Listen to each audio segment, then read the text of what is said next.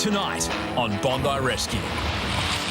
Detective 8 spots some unwelcome guests. Was like 90% sure she just picked a bag up. One rescue victim has drunk a lot more than water, while another is high on pain relief. Once upon a time, came a wave. And surfs up in Hawaii. Bondi's best on exchange, learning the tricks of the trade from the best in the business. You definitely have to have your balls about you to be a lifeguard here, man.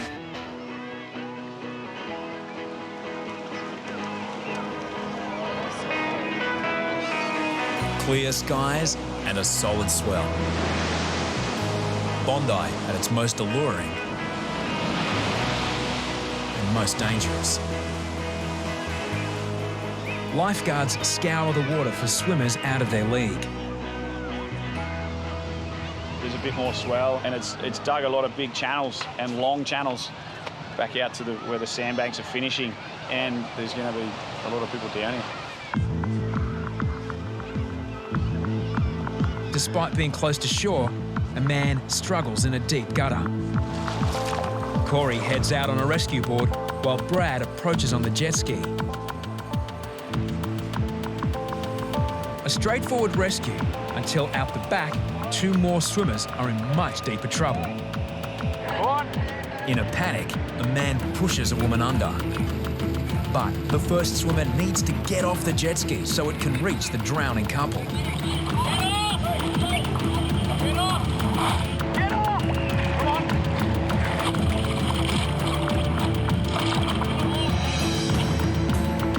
The woman is still being pushed under. Finally, help arrives. Get off the mat! Get on the mat! Now, the challenge is to get two rescue victims aboard the jet ski. Get on the mat! Climb up! Climb up the mat! Come on! 3 swimmers rescued in as many minutes, and tragedy averted. Do not here. You're up to the red and yellow flags, okay? Yeah. Not here anymore. Yeah. Up to the red and yellow flags, mate. Red and yellow flags, mate. If you want to swim, red and yellow flags. A near-death experience quickly becomes a funny story. I was trying to hold him up because he can't swim that well, so I was trying to hold him up, and then I couldn't stand at the bottom, so then I went under. The waves are too heavy, man. They're too big. They were too big, and I went straight under. Bang! See you later. Man, I got scared. Straight out. Straight out, I got scared. Swim between the flags. Make sure everyone knows that. Straight out. They've gotten into a bit of deeper water, and he's absolutely dragging her under. It was unbelievable. I'm sure he's probably going to buy some roses or be pretty apologetic to his girlfriend. He pretty much nearly dunked her the whole way down, so it was a bit harsh, I thought. Swim between the flags.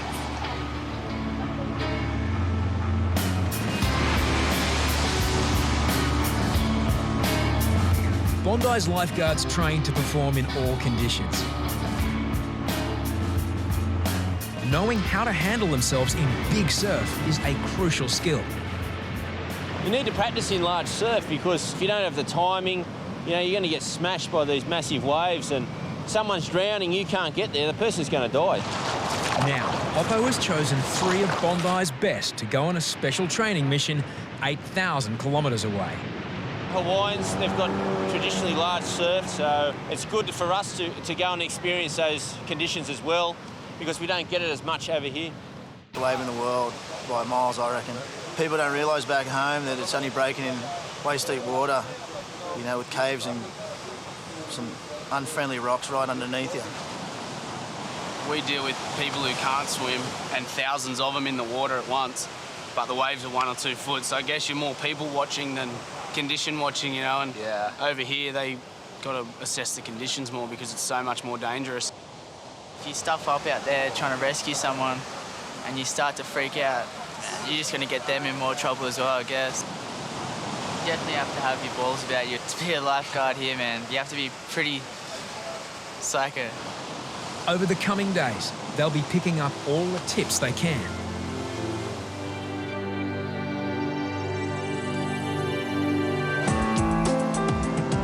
Back home, a large swell still pounds Bondi. Yet people continue to venture outside the flags. A struggling swimmer is spotted way off the beach in Backpackers Rip. Jake's going in.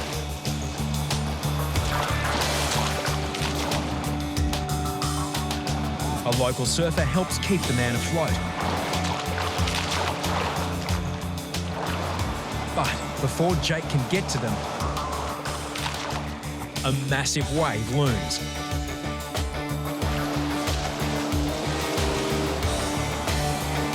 He's on the impact zone here. He's going to cop this one. The wave clips Jake, then smashes the two men. Where'd he go?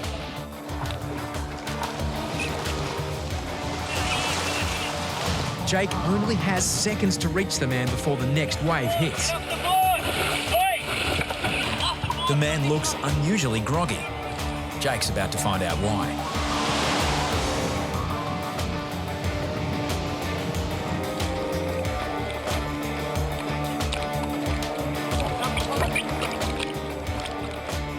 But Jake soon realises there's another problem.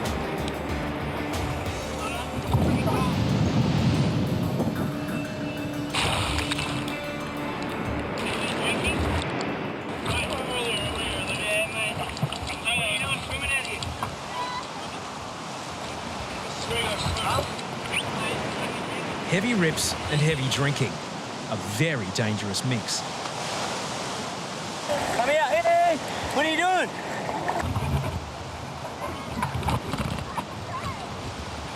I'm telling you to walk this way and you're not doing anything. I'm trying. Right? The current's taking me. Yeah, I know the current's taking you. All right, but you got to listen to me, okay? I'm listening to you. Going to the left. Yeah, I was telling you to go to the left. Trevor's on holiday from the USA. Where have you been? Where'd you go last night? Where were you last night? If you're going to spew, just spew it up, all right? I don't have to puke. I didn't drink that much water. Because if you did drink a bit of water, you're going to have to go to the doctor and get it checked out. Because, no, listen, but 1 second. Because if you've got salt water in your lungs, you can get an infection and you can get seriously ill from it. Yeah, I understand. I was in Africa before this. Yeah, but where were you tonight? You drunk? You pissed? No. I was drunk this morning. Yeah, but you're still drunk now. Thank you. What's your name? Jake. I'm Trevor. Nice to meet you. Honestly, Jake, I'm a big guy. Oh, mate. I'm an excellent swimmer. Yeah. Undercurrent's completely different. Oh, 100%. I think you saved my life. Yeah, mate, thank you. No, Jake. You saved my life. All right, buddy. Maybe you should go and have some rest, okay? You've had a bit too much to drink. I can already smell it now, okay? Get your friends and maybe have a sleep in your apartment. While Trevor thanks his lucky stars, Bondi's rips are raging. The lifeguards here are amazing. Okay, look. Jake has his hands full. I was having troubles swimming. Okay, I'm not used to oceans. You know, I'm a fit guy. I'm a good swimmer. I didn't think the ocean would be this bad. It's very bad. Very strong. I had a big night every night since I've been here, yeah.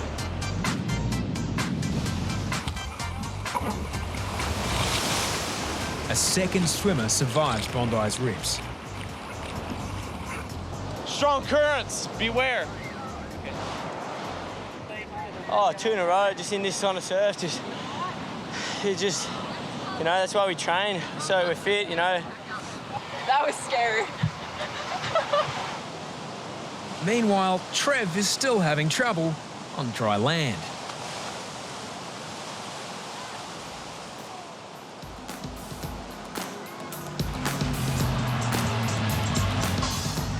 Back in Hawaii, Kyle gives the boys an introduction to the way Hawaiians have adapted rescue equipment to local conditions. When we do have a rescue out here, and we're not using the jet ski and we do have to go out with the board, we'll bring this tube and fins. And I mean, if you do hold on to your board the whole time, then you're stoked, but it's just a backup plan to have these as plan B. Because you can still pull off a rescue with this using your fins and tube, you know? So you just clip them in and just tell them, don't worry, it's gonna be all right. And from here, we would just basically backstroke in and kick with our fins and hold on to this. That's if we lost our board, you know. How's that feel? At Bondi, rescues are normally performed with just a rescue board. Whippet learns the Hawaiian way, using board, fins and tube all at once.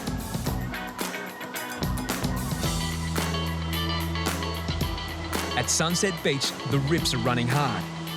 Even the pros can get a rescue wrong.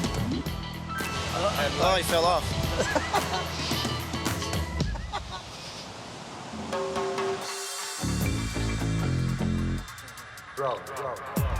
Back at Bondi, the problems aren't just in the water. A group of suspected thieves are casing the beach. Veteran lifeguard Harry Nightingale, H, has turned super sleuth. With thousands of beachgoers, Bondi is a smorgasbord of bags and wallets. H, was that, mate? Troy, I think, they've both got those quite large bags to, looks like they've come prepared. Troy makes a casual approach to suss them out. Yeah, you guys just going for a swim? Yeah. It's pretty nice today, actually. Yeah, it's all right. The trio make repeated passes through the crowd. They're just going to that red and white umbrella. No one's going to walk around like that, are they?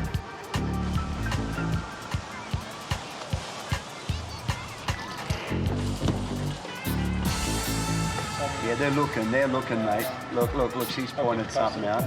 But keeping them under surveillance on Australia's most crowded beach is close to impossible.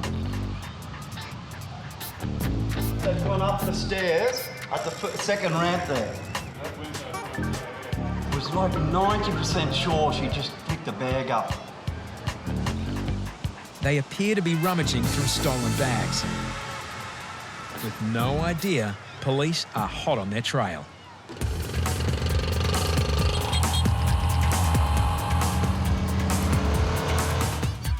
Then, two victims come forward.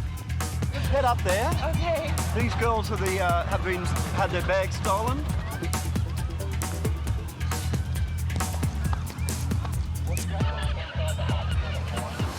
The long arm of the law closes in.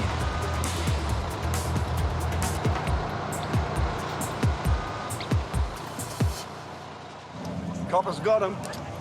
Yeah, they've got them. Detective H arrives with the two victims. Yeah. Do you understand? Understand what? That you're under arrest for stealing. I didn't steal nothing. I didn't steal nothing, mate. The guards have seen us do it. They followed it all the way up here. What? Okay? They've been working together. Working together? Yes, we watched you. We've been watching you for the last hour. We've watched you walk around the beach.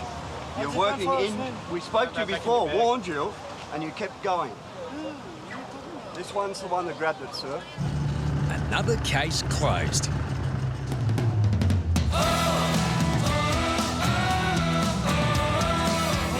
Bondi is a training ground for L-plate surfers. Most damage their egos. Some sustain far more serious injuries.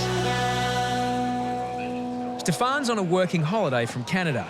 He dislocated his shoulder learning to surf. How old are you? 22. 22. Yeah. You allergic to anything? No. Ambulance, please. Dislocated shoulders are excruciatingly painful. Maxi prepares the green whistle to take the edge off Stefan's pain. Suck on it. Okay. Gets better, but it gets better. It's very strong.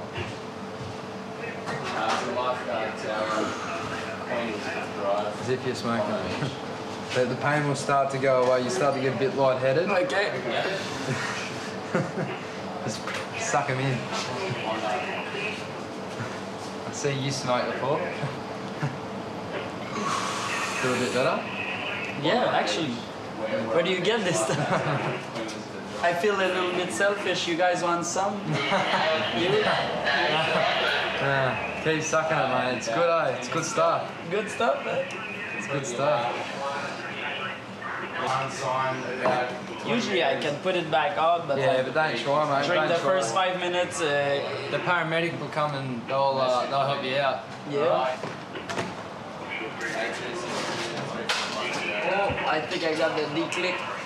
Lifeguards don't normally attempt relocations, but Quinn is also a fully trained paramedic. Okay. You know you've done this before, eh? Yeah. Okay, heaps of this. Get full of that. Trying to see this. Big breaths. There's one thing you can do is to just let it hang low, forward. Okay. Yeah, good on me, mate. Come on, do it, man. Come on, do it. Take me back to the sweet times, the hot nights. Everything's gonna be alright in the summertime. Baby, in the summertime, that is where I'll be.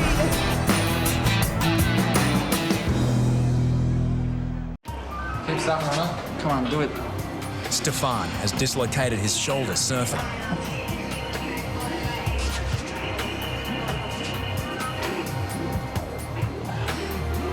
Oof. Oh, almost there, bro. Almost there. Keep sucking on it, mate. Keep sucking on it. It's all good, man. I'll wait for the... You wait? Yeah. Stefan's shoulder will be relocated in hospital, but he doesn't seem in any hurry to get there. How did you hurt your shoulder, Stefan? This time I was on the beach. There was like no waves. Yes. But once upon a time came a wave. I was like, this is mine. Started to paddle. I paddled in the, you know when you paddle the... you caught a wave and hit the sandbar, did you? No, it's just because it's my first time. Just tell me how you hurt your shoulder. You hit the sandbar. No, I paddled and like the wave went popping it out, you know. The wave. The wave was behind me. I was paddling for the wave, and it hit my arm. And this arm has been dislocated for 9 times. 9 times, and it's happened again. Have you got thongs? You want to come jump up and we'll take you up to the ambulance? I don't wear thongs. Thongs is for women. No worries at all. Okay, Stefan. A dislocated shoulder and a discombobulated brain. And just get in front and sit him on the chair.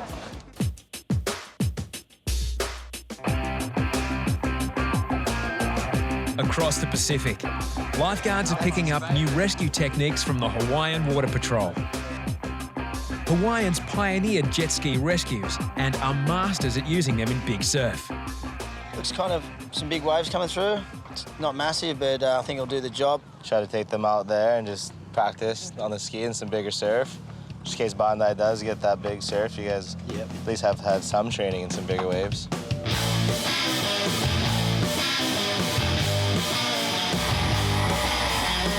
Jet skis can outrun the biggest waves, allowing lifeguards to get in and out of otherwise impossible rescue situations.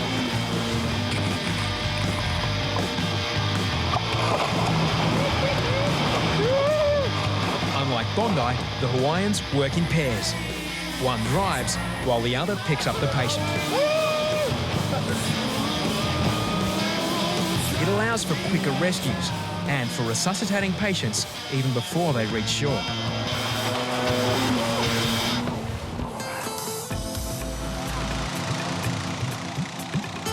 With some Hawaiian tips in the bag, the boys have a chance to test their water skills at legendary Sunset, the home of big wave surfing. I think it's really important, being a lifeguard, that you've got to show people that you're not scared to take on any situation, and I think the biggest one is the water. I think it will make me a better waterman. You kind of realise, well, if I copped a 10-footer out here at Sunset, Bondi's going to be half of that, you know. For us to be able to come over and just see how confident they are in the surf, especially when it's big, it gives you a bit of confidence to take back home, and you know, hopefully we can always improve back at Bondi. Merry Christmas to Bondi! Tonight on Bondi Rescue. Oh, yeah. Everyone gonna be nice and calm? Just who is the real Father Christmas? Imposter! The busiest day of summer. A not so happy holiday. You always have to do this when we're on vacation. And the perks of the job. Dude, I repeat, dude. I need a location. Christmas Eve on Bondi. At the top of the wish list, some sun. Until then, the beach belongs to laid-back locals and die-hard tourists. We've got 3 Santas that have just rocked up on the beach. On that beach, Merry Christmas. They've got a little Christmas tree there. Looks like they're setting up for the day. Only time for Christmas in Sydney, so we celebrate it like this. Germany. Experience says there's trouble brewing. We're just hoping we don't end up rescuing them. So first you make a picture, okay? 100% first aid or rescue. 100%. Santa's going for a surf. In no time, Lifeguards' predictions come true.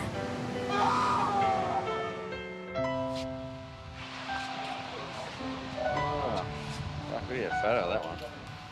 German backpacker Jan has no idea just how deep his cut is. It's about, isn't it? Yeah. Actually, it's like big, full on. Oh, mate, it's bad. In the tower. It's deep, isn't it? Yeah. No way, really?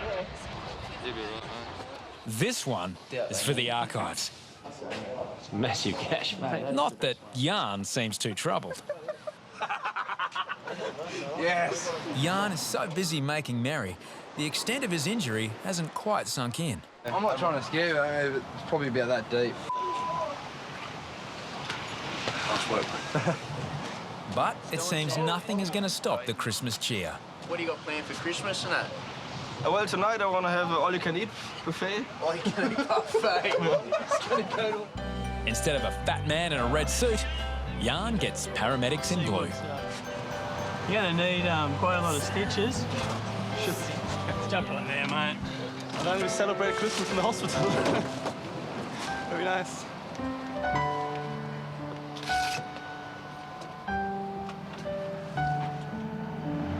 Tourists aren't the only ones getting into the Christmas spirit. Once a year, Yatesy is assigned a very special duty. We're going to head down north, and hopefully the kids will get a bit of a surprise because Santa's coming. Oh, oh, oh, oh, oh, oh, oh. You must have been awake there, Santa.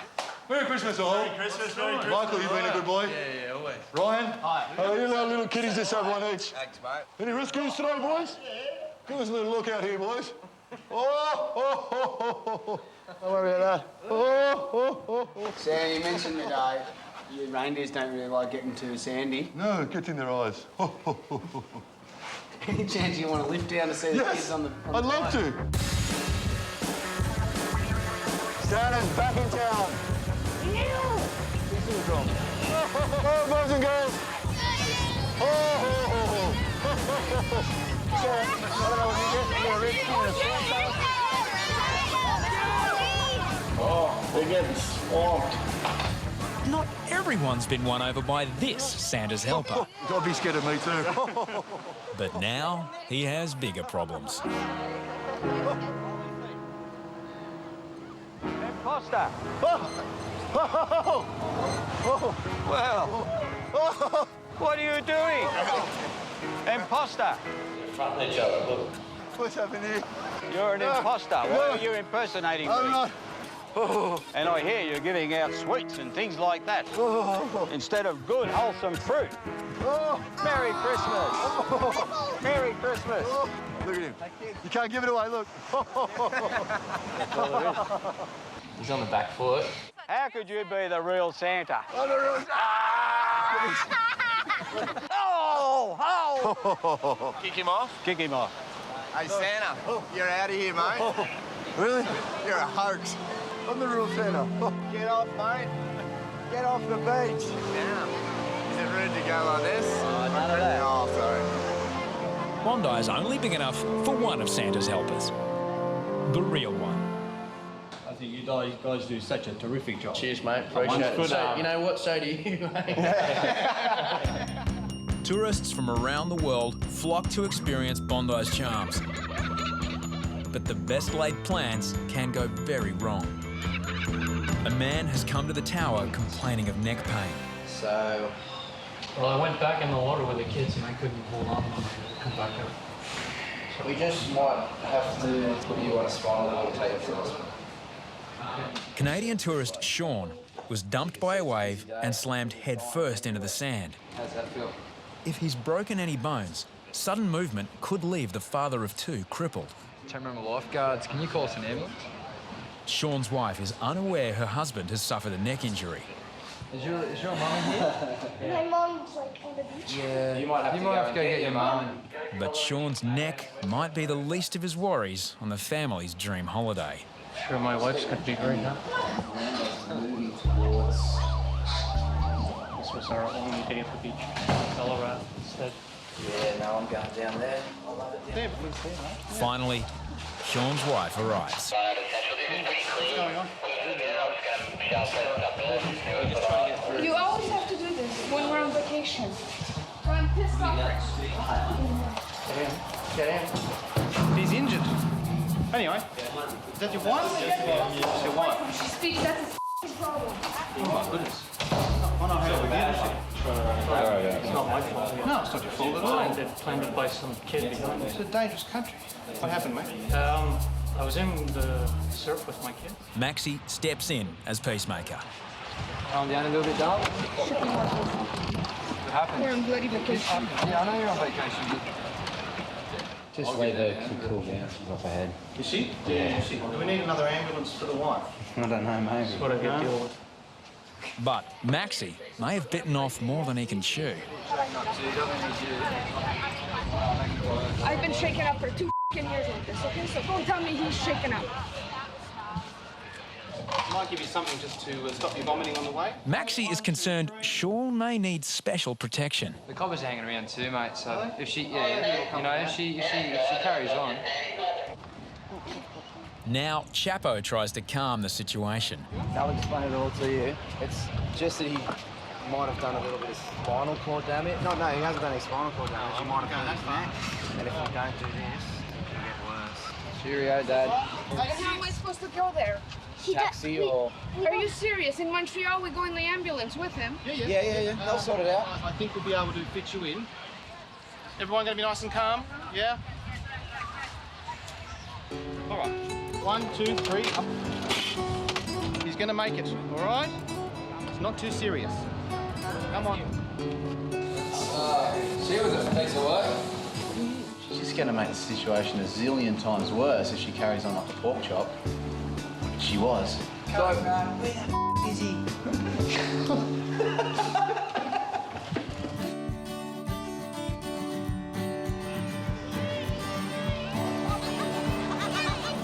Christmas Day, young kids and new presents. Yeah, baby. It's a gentle start to one of the busiest days of the year. Christmas Day brings back fond memories for me. It always does. I started on a Christmas Day, actually 10 years ago today. On-duty lifeguards spend the day without their families, but at least they have each other.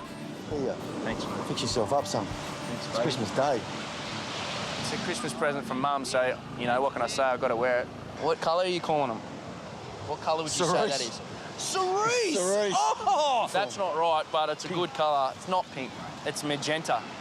You've never heard of that colour, eh? No. Hey, excuse me. Do you want to swap sunnies with my mate? Do you want to swap sunnies with me? Go on. What colour do you reckon they are? What colour's that? Did you get her to say that? No, mate. For the moment, Bondi's notorious rips aren't causing trouble, but not for long. High tide is another hour away, and then the water will start getting sucked over to the other side of the earth, and that's when we'll get busy. It's true. You know the water goes on the other side of the earth because the moon sucks it in. Did you know that? I'll put my other hand up and stop him from hitting me. Then, the first rescue of the day. What's that little kid doing? Oh, you gotta go.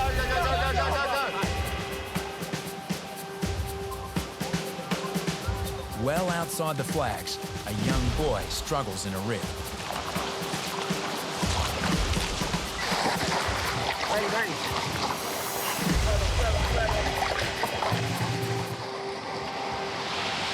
Unsupervised, this is no place for a young child. You right? Huh? That kid that Hoppo just saved, for sure, gonna drown. Where are your parents? Where? I'll take it. He's going, look how far away to where the parents... You still haven't got the parents. You know where he was? He's about 100 metres that way in the rib. He was under the water.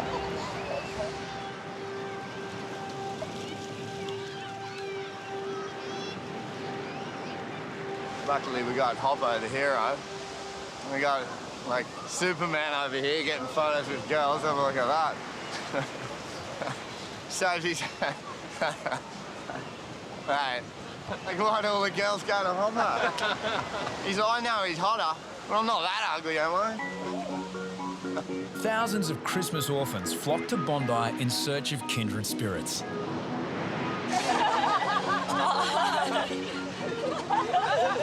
What are you doing after work? Low tide is less than an hour away. Bondi's rips will soon become too strong for inexperienced swimmers. The type of people we've got here today, it's just, they can't swim. 90–95% are all tourist backpackers. They just don't understand the water, and their ocean skills are just terrible. Despite restrictions, keeping alcohol off the beach is impossible to police. It's boost juice, but it's actually vodka in the juice. Oh, yeah. Merry Christmas, everybody! Woo! Who's from London? If you're from London, say hello! England, mate. England, this is why you should not let us in the country. I'm English, but I think I'll be a leopard on Bondi tonight, so... Bit by bit, the behaviour gets sillier. On a beach where alcohol and water don't mix. It's going to be on, for sure. I think I'll even get to break the drought. I haven't done a rescue in 2 years. After a long stint overseas, Matt D's lifeguarding skills are about to be tested. Look at this. I don't want to ruin your Christmas, but you can't be swimming here, okay, guys? We've got dangerous current signs all over the beach. Matt heads out for the 3 swimmers. But suddenly, a handful more need help. You all right? Hey! Get in here! Get in! Get on the board!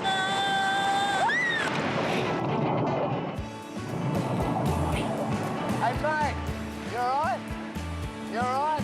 You all right, mate? Okay, we need you to... Hold on, hold on. Hold on, hold on. The flags, mate, read them. On the other end. The sign. Matt just went double figures on his first rescue in 2 years. He got 8 people. Yeah. I'm going for 30. I've got that warm feeling back. That saving lives feeling, you know?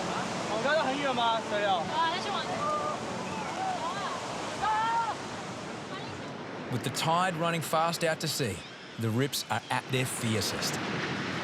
So the conditions now, what happens is on one side of the sandbank is knee depth, the other side is only knee depth as well. But then if people move 5 to 10 metres either way, then they're up and over their head. Fierce rips and illicit nips. With tens of thousands of tourists, lifeguards brace for all hell to break loose. Is this going to go nuts around? He's going to be on, mate. Finally, after more than 100 rescues, it's almost pack-up time. We're out of here in 10 minutes, hopefully, but most likely not. Deano started at 6 a.m. Merry Christmas. He was meant to leave hours ago. 13-hour day and it's time to get out of here. But the beach is still awash with inebriated backpackers. Guys, we'd like you to clear the water tonight by 7 o'clock, please. It's too dangerous. If we walk away from Bondi at 7 o'clock, there's going to be a drowning. Ladies, don't swim there, please. Don't swim there. Sharks in there. There's a shark floating around. Better stay out of it. Hey, baby. Yeah. This room is just a holding cell. I'm watching everything go to hell. I don't know that it would end like this. Take me back to the sweet times, the hot nights. Everything's gonna be alright in the summertime. Baby, in the summertime, that is where I'll be.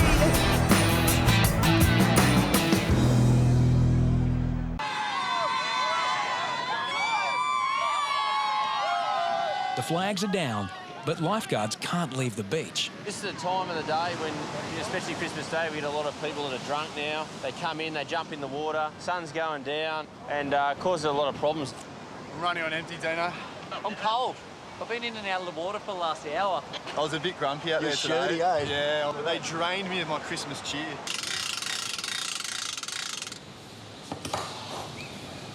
Sure enough, there's one last rescue.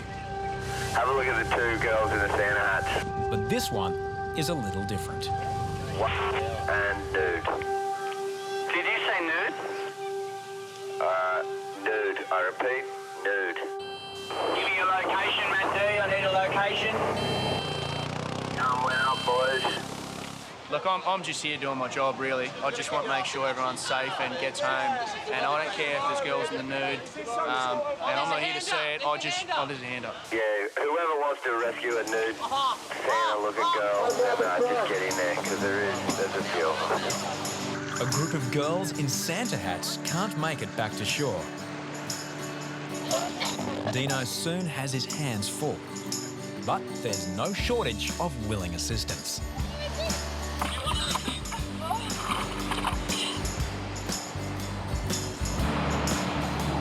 Tom stands ready in case more help is required.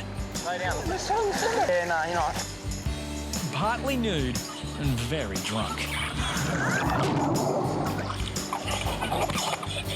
Tom gets the call.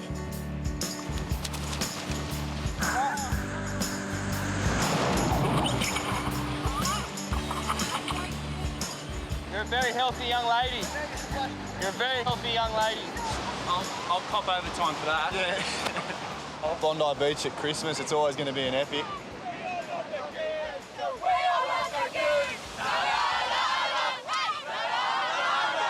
Come down with us, mate. It's all right. Tonight on Bondi Rescue, accused of theft. Like as you said, you come and force me, you know what I mean? Come back A close call in Backpacker's Rib. Watch out, right! Drama off the beach. Fire, please, mate. And sometimes the smallest wound gets the biggest reaction. Sunday morning, and Bondi is awash with a new generation of beachgoers. Resolute at the threshold of the North Sea of my mind. When the surf's too rough, Bondi's nippers retreat to the safety of the kiddies pool. Face the tide and swim. But today, a surprise awaits.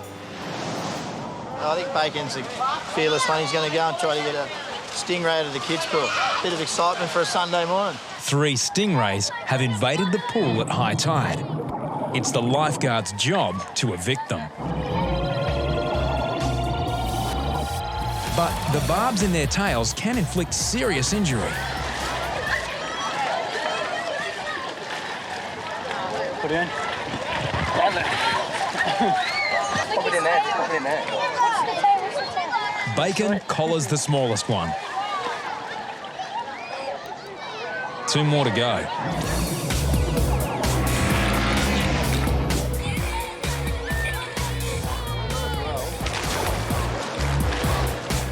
Some high technology and plain bravado snare the rest.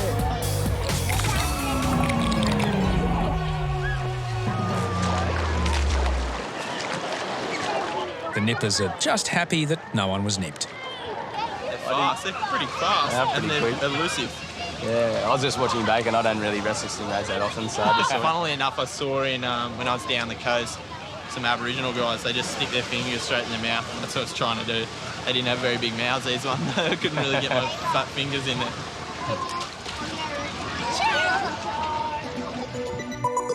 Meanwhile, another surprise awaits lifeguards. Sometimes the smallest injury can get the biggest reaction. 14-year-old Bondi local Richard slipped on rocks. I was walking over a new flat rock, like near the apartments, and there's the rock that's slanted like this, and I slipped off and then I got caught on another bit and it just went straight down. But I didn't break off and it stretched the skin. There's no choice. The nail must go. It's actually stuck. That's gonna rip. But Richard is the only one brave enough to do it. I can't get it. It's like, just yank it.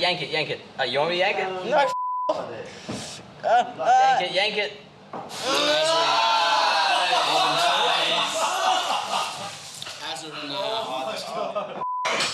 A bad infection could leave Richard even worse off with no toe at all. Glad it was you and not me. Are you going to keep that? Keep it, man. See, at least Mr. Skinny. Oh, man, glove, that works. Thanks. Yeah, mate. Go home, put it on your pillow. You never know, you might get the toenail picked. Thanks. See you, mate. Bondi's rising swell turns the beach into a surfer's paradise. While North Bondi is off limits to board riders, the southern end is open slather. But swimmers beware. Just got a guy out here at Backpackers, quite an older gentleman. He's just floated out a little bit too far and we're just a bit concerned about him. But he just gave the surfer the thumbs up, so hopefully he knows what he's doing and we'll just sit and watch. We don't go in until we have to. I mean, you know, he could be fine. But the situation soon looks more precarious. Snow in the back of the head. Just attention, there's a swimmer out in front. Just swim to your left. Swim to your left onto the sandbank. The elderly man is losing ground in the rip. Brad heads out.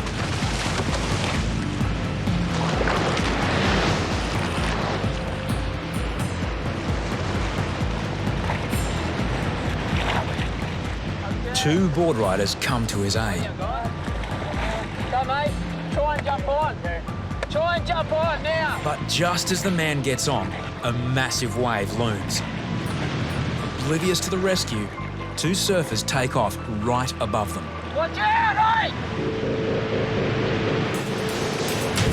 Dumped, Brad struggles to get the man to safety. 71-year-old Fred is on holiday from Switzerland. Okay, jump off. Let go of the board. Let go of the board. Let go of the board. How's your heart? Huh? Yeah, it's good. Okay, mine's beating. I almost lost you under the water. The waves drove me more and more, so I was confident because I knew the lifeguards were not far.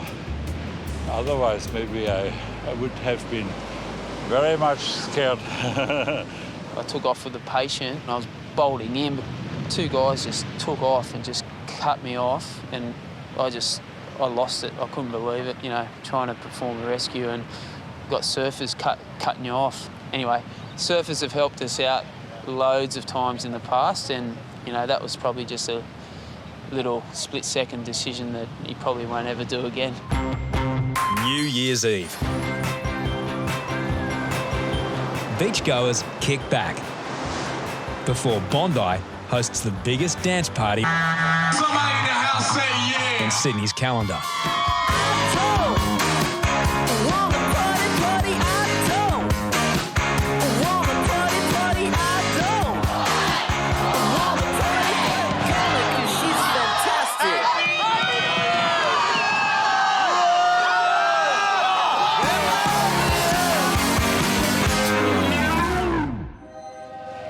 Five hours later, on New Year's Day.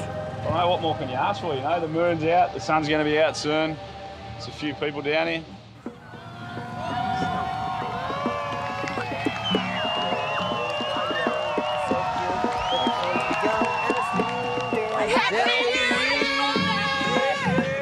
It's a New Year's Day, 2011. new recruit Max Ashford is given the honour of planting the first flag of the year. Did you make a New Year's resolution? No. Did you have 2 beers last night? Yeah. First flag of 2011. That's it. Did it feel pretty special? I just feel a little shiver down my spine. On a beach littered with bodies, Corey checks for signs of life. Still breathing. Yeah. What's that? Really? Is he with you guys or? No. Don't drink too much. It's bad for you. Don't drink too much.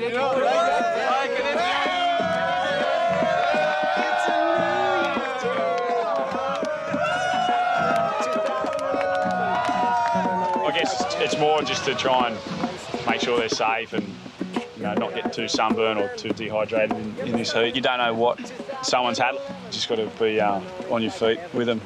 Buddy, you there? Yeah. All right.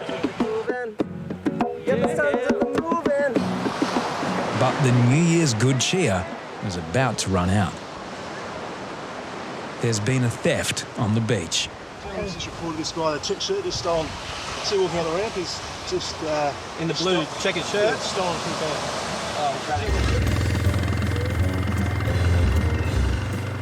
Lifeguards need to confront the man before he leaves the beach. Yeah, Maxi probably should have come up to us and just told us that this guy stole something out of someone's bag. Just going to check it all out. I'll get back to you. Moments from leaving, the suspect has a pink bag in his possession. Where's the owner? Oh, they're over there, on the beach. Do you know the owner? Yeah. And then this is the, is this the stuff? Apparently. Yeah. Yeah, is she coming up? Yes. I didn't see it. Oh, she's over there. Can we get her to come up? Or can we go down? I know we're about to exactly. Let's go down and find them, huh? Do you want to come down with us? Oh, no, not really, man. You're not leaving with it, so you're coming with us, or we call the police and hold you. No, here you go, man. No, you can come down with us, mate. It's all right. Lifeguards are increasingly convinced the bag has been stolen. He's actually stolen a pink bag off a girl. We're just waiting for the girls to come back. With no powers of arrest, it is a police matter. How you going, mate? It's Maxi from the Trent from the Lifeguards. How are you? We caught a kid, a 19-year-old, stealing a bag. Yeah, so we got him down with us. Can't really put any force onto him or anything like that. We can do like a citizen's arrest, the same as what anyone else can do. But we'll try not to go to that situation. We'll just stand in front of him. He's only a young guy, so I think me and Kaylin could easily stop him from getting away. The man doesn't know police have been called. Kaylin needs to keep him at the scene. Where did you grab it from, buddy? Oh, just over there. Whereabouts? Just behind the flags? Yeah, it's, I don't know. It's over there. And this is your stuff? Yeah, it's my stuff here. Do you want to grab it? Can you tell me what's inside? Oh, some thongs, clothes for New Year's. Stuff for New Year's. The story gets more and more implausible. I think we've got 2 phones. One's my mate's, the Ukraine thing. The other one? Yeah. This is yours. Yeah, that's pretty much mine. Where's your mate? He's not here with me. He asked me New Year's. While Troy gets more information from the witness, Kaylin keeps the man in a holding pattern. Well, if you can fill me in what's going to happen, I'd be glad to know. They'll probably just accept if you say sorry. I've been in a pretty awkward position, you know, like saying, oh, sorry, man, like, oh, sorry, I took the bag, It was, my hand slipped. The police are on their way down now, so we'll just wait for them and then we'll give them the whole report. Oh, he's admitted it. He said, I took the gear. He's pretty apologetic about it all, so hopefully that's all it takes. But while Kaylin's back is turned, the man decides to confront the witness. Now, the situation is getting more serious. You can't be annoying the public to work with us. Like, as he said, you can't really force me, you know what I mean? Come back with us. Take me back to the sweet times, the hot nights. Everything's gonna be alright in the summertime. Baby, in the summertime, that is where I'll be.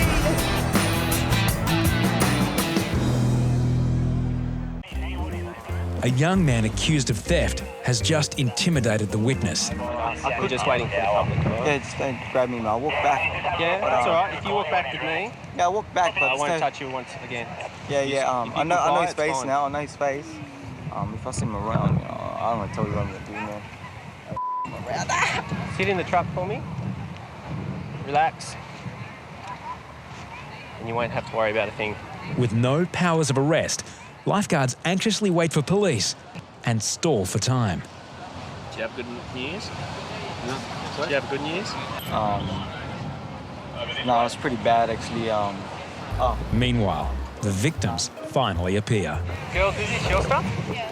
But as they do, the suspect, bizarrely, starts taking his shorts off. Can you take him to the other rhino? I just want to change my arm. No, we'll do it over there. There you go. Just slowly walk over with Troy. Thanks, mate. You can do that over there. Do you want to have a quick check just to make sure everything's in there? Did you put your phone in my bag? What's happening is... My phone's missing. What kind of phone No, is wait, it? wait, I just heard it somewhere. Do you want to try calling it? The girls can hear the missing phone.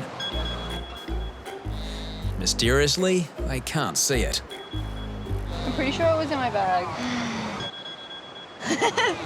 Oh! Wait. Oh. We got it! How the phone got buried in the sand is anybody's guess.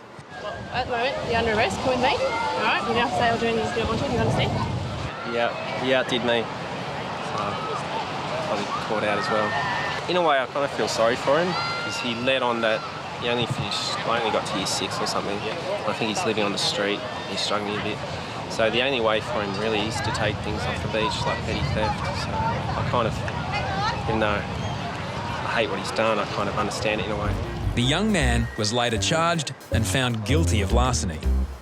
A bad start to a brand new year.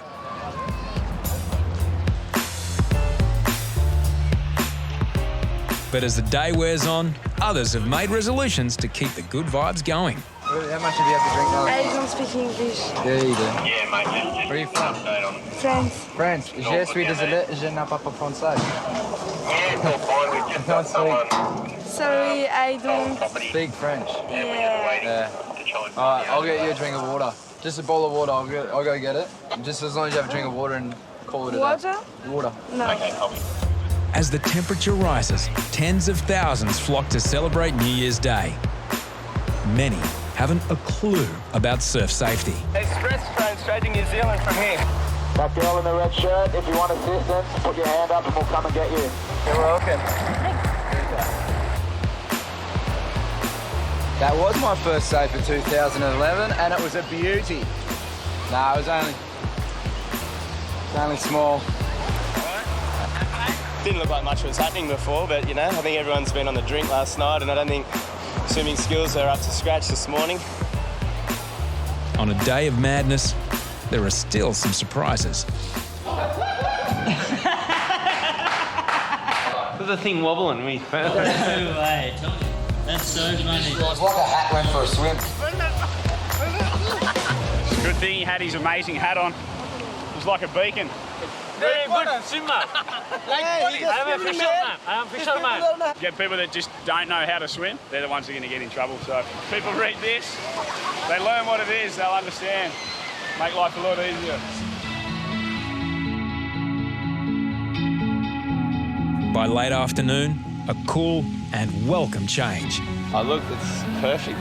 The sun's gone behind the cloud and everyone's just stood up at once and seems to be leaving. We've pretty much been able to wrap up as close to 7 o'clock as we possibly can. 20 years, it's still all the same. And that's it. That's a wrap. That's all she wrote. We're out of here. No more bets. But on the beach that never rests, the madness starts all over again. Oh, dude, that's... Oh, yeah, I think they're broken. Yeah. Come inside. On his 5th attempt at surfing, Eitan has come off second best in a collision with his board. Shabby, your teeth look perfect, right? And now they're not there. They haven't made bag. Your teeth in your bag. Teeth, but yeah. awesome. I don't know. I need some glue or something. Well, we can't do that. We've only got super glue. Yeah. We've got some sticky tape. As well as snapping off his front teeth, he's punctured his lip. It's gone through. Do you need further medical advice, you know? Okay. It's about what to do. Yeah. Have a look. Don't freak out. You need new teeth. You need new teeth, mate. I think I need new. So. Yeah. Yes. Like a chunk of teeth. Front teeth. I take a wave like this, and my board comes directly here, and it's cut. And I feel nothing, and I just realized that my teeth was cut. There is a medical centre at Bondi Junction. We want to get them to quickly check it, and then they'd probably give you some advice. Wow. Yeah. Au revoir.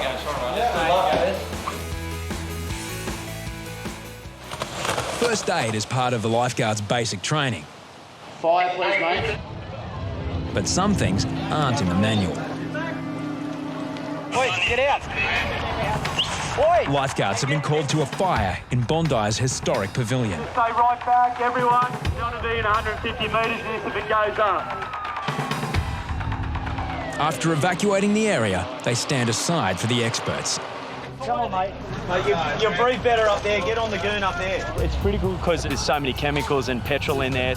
There's a kids' playground right there. All the volunteers are here. Everyone's here on a Sunday. It's got to be taken extremely serious, this type of stuff. The fire started in a council shed. Quick action prevented it from spreading. The biggest thing that worried us, at first we had reports of a lot of fuel, and secondly the surf club. But when we put up a line of hose to stop it going in there, it was going to be contained to that shed. Well, if there'd be another job, I'd be a fireman. Wouldn't you agree? I'd be a police officer for sure. Yeah, it's my tape, mate, right there. Crime Stopper. Yeah, section 99, make civil arrest. Tonight on Bondi Rescue, a near-fatal end to an all-night party.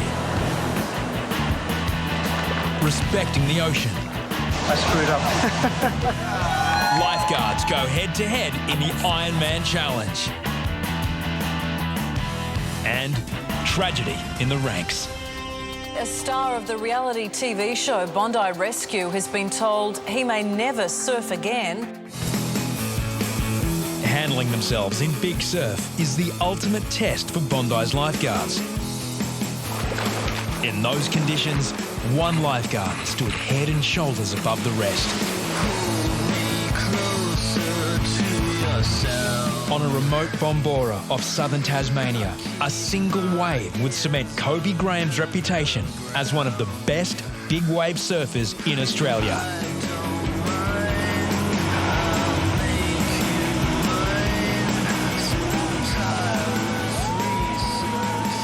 He has full respect from all the boys. That's the one thing, 100%. Everyone respects Kobe's abilities in the water and how hard he charges in big waves. He goes so mad in big waves. He's got no fear. Catching big waves is just, you just get a good kick out of it. It's kind of like a combination of fear and, you know, and adrenaline that gets it going and gets the blood pumping, and it's just no better feeling of sort of being scared but surviving.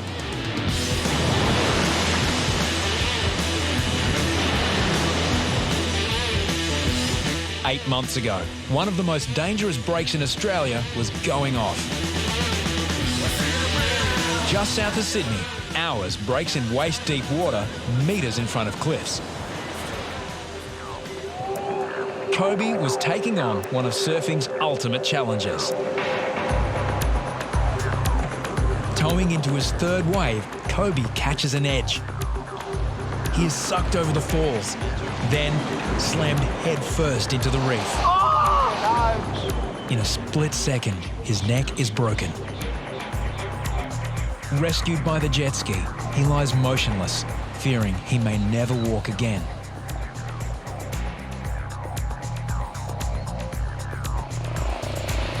An air ambulance evacuates him to the spinal unit of Royal North Shore Hospital and 2 hours of emergency surgery. A star of the reality TV show Bondi Rescue has been told he may never surf again. Miraculously, his spinal cord wasn't severed. Thought I was lining myself up perfectly for, you know, for a nice wave, and just went straight up, head first over my board, and all of a sudden it just sucked me upside down. And then I just remember hitting the reef really violently on my head, and then I knew straight away I said I've broken my neck here. And then my tow partner came in, and I was just screaming at him myself, I've broken my neck, and I was thinking about being a quadriplegic more than anything.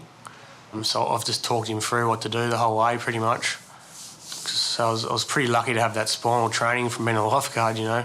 He hasn't faltered one bit, like, the whole time, except for when he talks about, you know, how much support there's been for everyone. That's the only time he's, you know. I never really thought I was going to die, but it was pretty scary to think he went to walk. But, yeah, I guess it just makes me appreciate how good people are. I just get pretty emotional when I think about all the support I've had.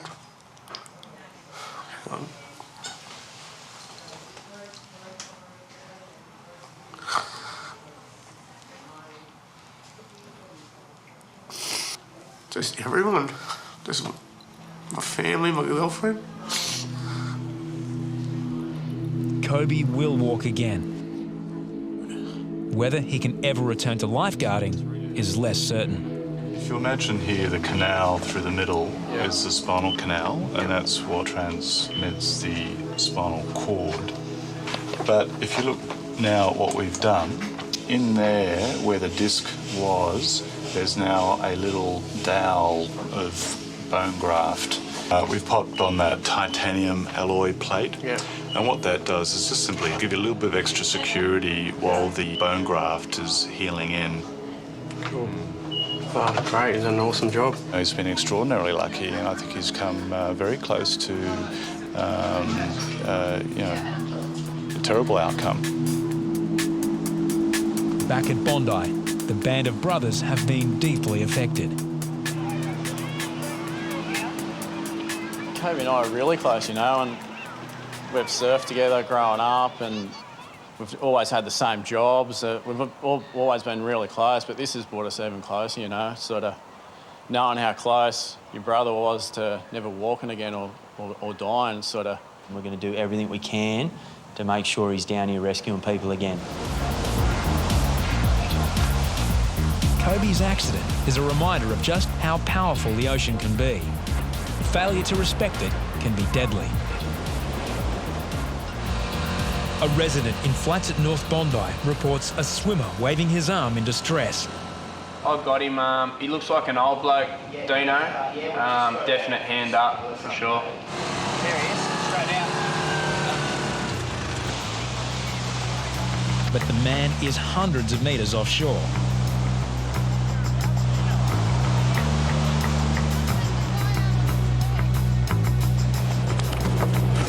Lifeguard Adriel Young, better known as Bacon, begins the long paddle. Standing by. We've sort of got a fascinating case of a rescue happening a couple of 100 metres off the beach, which rarely happens. Most of our rescues are really close to the shore. With no idea how bad the man's condition is, there's no time to lose. Ploughing through the waves is hard enough. Beyond the surf, there's still a long way to go. You might want to get Oxy ready, Deano. He's not. He's just old. He looks pretty tired. Just before Bacon reaches the man, a surf ski paddler assists.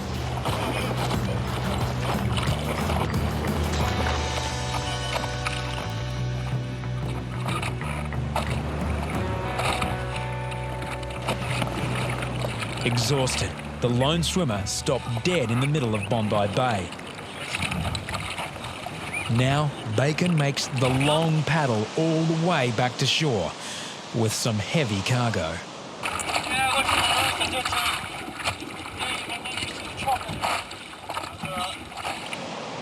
But even the pros can get it wrong. Oh my God! That was a good nosedive, probably one of the better ones all summer. Bondi local Ashley has just had a tough lesson about fitness and respecting the ocean. He loves to swim in the bay, and definitely had a bit of trouble out there with the chop, not that used to it. I've always said it, that an old bloke out there could have a heart attack and no one see it. Never know. Get bitten by a shark, no one would even know until someone comes across him. Well, I've seen worse and I've swum worse, but it's just I'm out of condition. So I screwed up.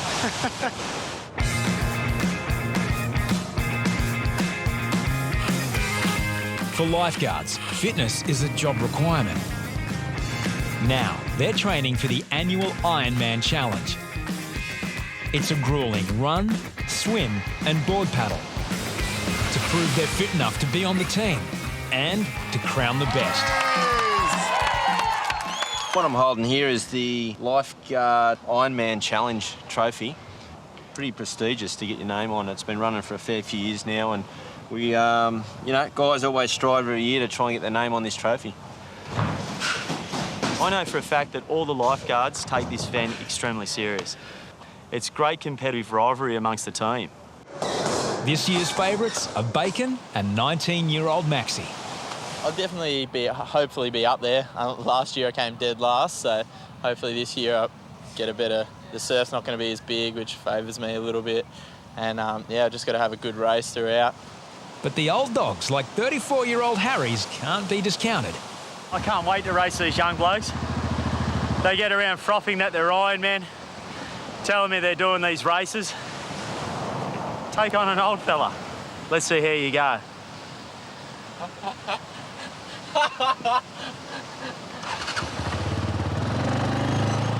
Go for it and pick it up. Meanwhile, Kobe Graham is still recovering after breaking his neck. How's that feel? Good. So come up. Following months in a spinal collar, he's determined to return to lifeguarding. When you come up to the top, you're just going to snatch it. Quickly, snatch. When Kobe came in at first, he came in with Alex, his fiancée, and she was actually stronger than him. So it was a case of slow and steady wins the race. But Kobe is itching to get back in the water. Everything's been going pretty well so far. All the visits have been, been progressing really well. So yeah, just hoping to maybe get the all clear to start getting back to work. I want you to reach up to the ceiling and push up hard as you can and overpower me. Good. And this one. Push, push, push. It's pretty good. The issue, I guess, is what to do with you with work. I'd really prefer if you held off a good 12 months from the time of the injury before you got back on a board.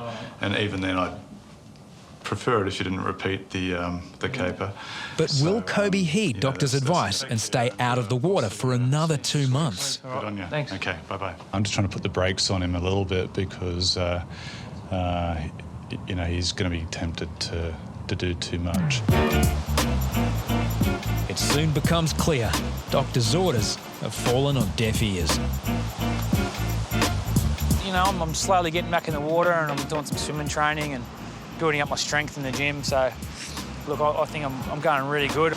Every time you improve a little bit, you just want to do more and more. And I'm not stupid. I'm not going to injure myself in the process, but I guess you just do whatever your body can do. Like, if you can do something, you'll do it, It's pretty hard to stop yourself. So, yeah, I'm not going to, rush into it, but I'm going to... If I can get back on the beach, I'll be back on the beach. But there's still one more person to convince before Kobe can even think of pulling on the uniform. And the job we do here is something that is a concern to me because, he could be out in massive waves again. One could freeze up because of the thought of his neck and one could injure himself again. So we've got to put him through some rigorous tests to make sure he's capable and confident enough to come back. Saturday morning on Bondi. Terry is called to a rescue in surprisingly small surf. One of them's got a black T-shirt on, struggling a little bit. Despite the calm conditions, the man can barely keep his head above water. Two friends keep him afloat. Central to H, mate, if you want to swing past the tower, I'll go down. But how did an athletic young man find himself in so much trouble? As Terry gets him to shore, his condition worsens. But something else is wrong. You got a big night? Yeah. A lot of alcohol? Yeah, I never had sleep. Okay. Some O2? He's saying he had a lot to drink yesterday. Yeah, he's a bit hungover. I'm his girlfriend. Okay. Kenny lives with friends in a refuge. They've been partying all night. He's got, he's had a massive day yesterday, Quinn. Yeah. And he's had a fair bit to drink yesterday. He's had no sleep as well. He's got O2. Yeah. He wasn't well on the way either. Not well all the whole way? Yeah, he's a bit of oxygen, mate. Did drink a bit of our water. Right. Had the 2 ambos in. Yeah, just try and sit up. You take on any water? Do you swallow any water? Quinn is also a professional paramedic. You've had no sleep, just heaps of beers. He's been up all night, in the city. On anything else besides drinks? No, any I wasn't with him. Pills or anything like that? No. Kenny is at risk from secondary drowning if he has taken in too much water. Do you know where you are now? How old are you, 18? Yeah. We drank nearly a carton of EB before we went to the city. Oh, man. You've got to, you got to respect the ocean, man, if you go drinking and stuff. Yeah. And having all-nighters. Yeah, the drinking and partying all night, Cope, it's just not happening, if you're going to come to the beach. Yep.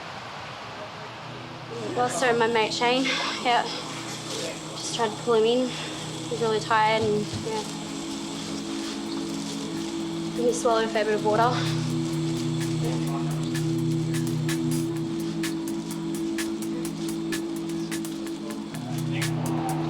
Kenny's lungs will be x-rayed in hospital to determine if they're still holding salt water.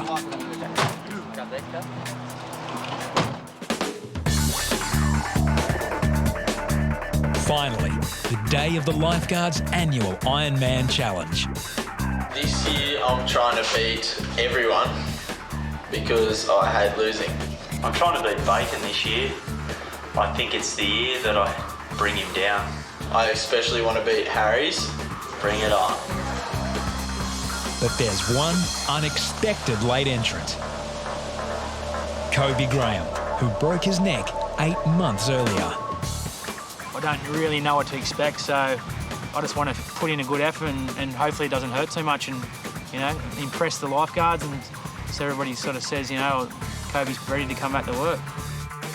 Just finishing the race will be a major achievement for Kobe. Ahead of him is a 2-kilometre run to Tamarama, a 1-kilometre swim to Bronte, then a 2.5-kilometre board paddle all the way back to Bondi. My best mate, Tom Whittaker, he's a pro surfer. He's doing the race with me. He's going to run alongside me, so keep an eye on me. All right, the first markers, off go. Tommy Witts, Kobe Graham, Egg Bunting, Itchy. Ready? And let's go! 3, 2,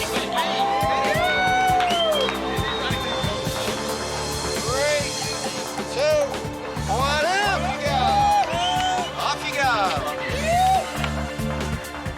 The front runners already skirt the cliffs, while the back markers, including Harries, Bacon and Maxi, get set to go. Kobe falls back to third at the beginning of the swim leg. How are you, mate? How you feeling? How you doing? Pretty buggered, eh?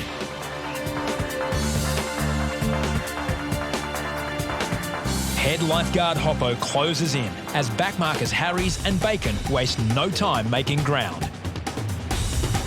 Kobe still holds third position on the swim, but is starting to struggle.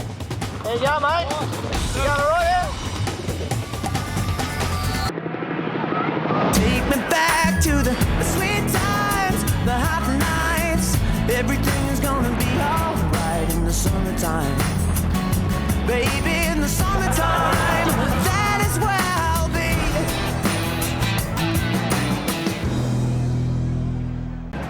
Harries and Bacon have eaten up the back half of the field. In no time, they'll be within striking distance of the leaders. There you go, brother. Come on, mate.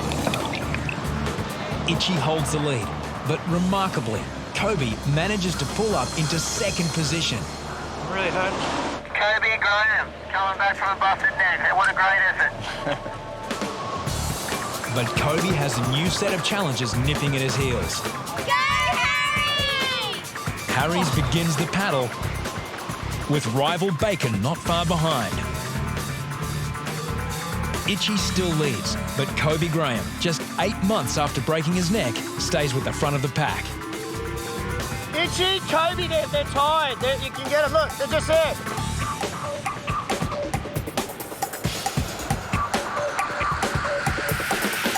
Well, we've got a breakaway crew, front runners. We've got Bucking, Itchy, Tommy Witts and Kobe. The final run to Bondi, when competitors step up or drop away. Balls, you go the inside run. You'll get 100 metres on it. Former champion Harries has left young rival Bacon in his wake. Curbbox encourages Bacon to take a risky shortcut over the reef. Through the bombing. It can have dire consequences. If he can make it over the reef without being pummeled, Bacon will almost certainly capture the lead. But the gamble doesn't pay off. How's it looking out there, Box? Bacon just went for it. I probably egged him on a bit too much, but he had a crack and dropped about 7 or 8 places. Kobe still holds his own with the front runners. That'd be awesome if he won. It could be that step he needs to get the confidence to come back on the team.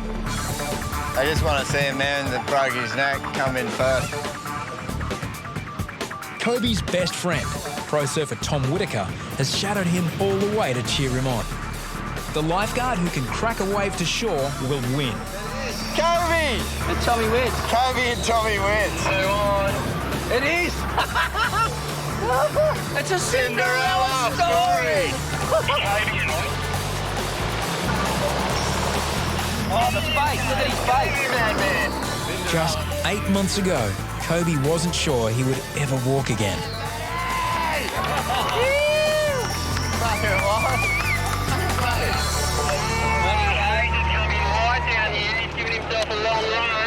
Awesome. Go, Itchy! Come on, Azza! Bring it home, Itchy! Itchy comes in second, Come on, Az! followed by Azza, with Harries defeating rival Bacon. I thought this is a perfect opportunity for me to prove to myself I'm back. It was probably the hardest I've ever pushed myself in my life. And I feel like everything paid off, all that training and rehab. I was really, really happy with myself. You can't get much better test, I suppose, to see, make sure he's right to come back to work after a major neck injury, and he seems to have come through pretty good then. He didn't even tell us he was going in it. And we had dinner with him last night. It was a bit of a Cinderella story, but it was a good feeling. Tonight on Bondi Rescue, chaos in the tower, an emergency airlift. When they ditch to the left. And 10 months after breaking his neck, Kobe is put to the test. Go, mate, go. It's going under. A sizzling day on Bondi. Some worship the sun, while others carve up the surf and the skate bowl. The world's best skaters are in town for the annual Vans Bowlerama skate competition. These are the ultimate conditions for a big day. You got solid swirl. We've got a fair crowd and also got the Bowlerama happening, so looks like we're going to be pretty busy. But one lifeguard is especially apprehensive about this day. 10 months ago, Kobe Graham broke his neck in a tragic surfing accident. His spinal training saved him from becoming a quadriplegic. Now, after months of rehabilitation, he's finally pulling the blue uniform back on. I didn't think he was going to be back. It sounded so bad, and as soon as you hear about someone breaking your neck, you just expect the worst. But to make the recovery as quickly as he did, it's amazing. It's been great having a support of all the lifeguards and stuff, and I guess I wouldn't be here in this position today if I didn't have that support. I've been coming down the beach quite a lot, watching them working their backsides off. It's been a busy season, and they've always just given me nothing but encouragement. So, it's good to know that they all want me back.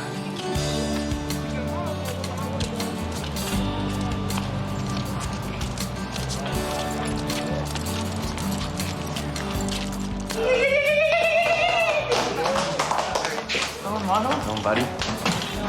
Back, mate. Come on. First job of the day, buddy. We've got a massive pile of dishes that have been, well, they've had them there for a couple of days. Yeah, we just thought you could get straight back into it. Sit down, a rookie. I'm stoked we got down here. It's good to be back at work and mixing up with the boys and looking after the beach again.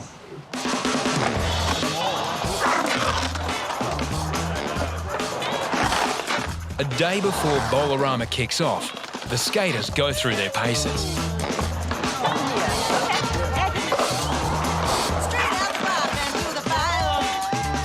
It obviously draws a lot of skateboarders from around the world. Tony Hawk skated in it a couple of years and adds to pressure for us.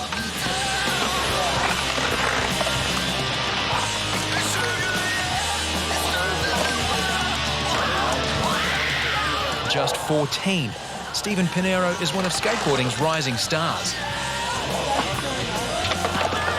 Stephen's mum and dad scraped together enough money to send him all the way from Florida. With $40,000 prize money up for grabs, Stephen's going all out to get it. But pushing the envelope has its risks.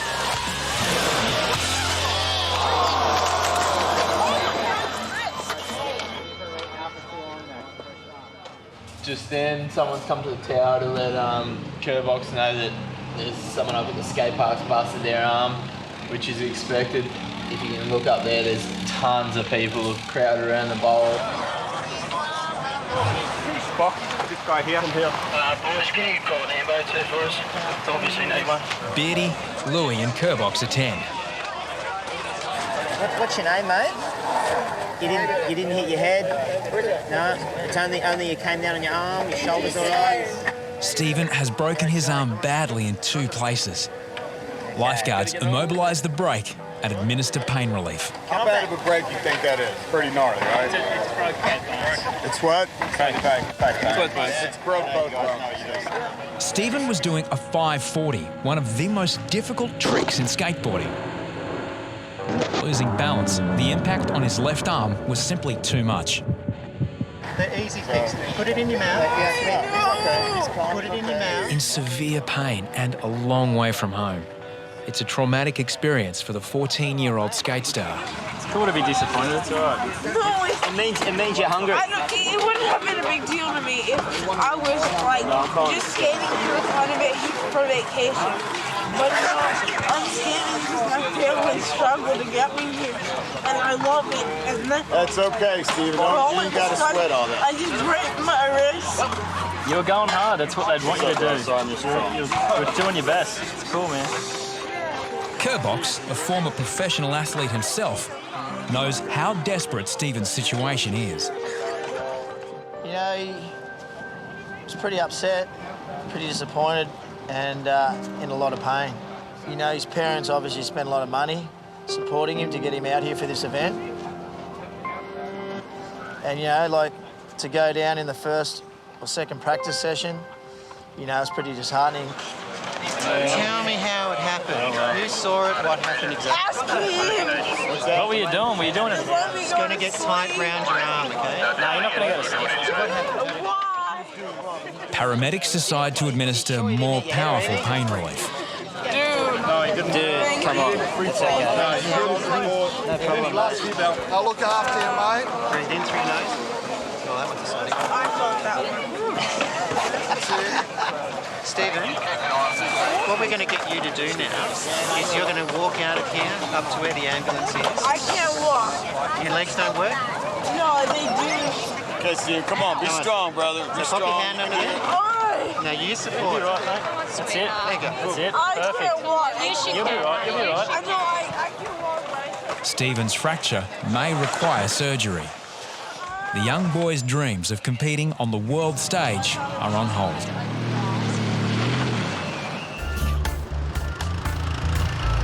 In the great Australian tradition, no lifeguard can escape a nickname. Bacon, real name Adriel, bears a striking resemblance to Hollywood actor Kevin Bacon. Whippet, christened Ryan, but skinny as a kid. Mouse, small in stature.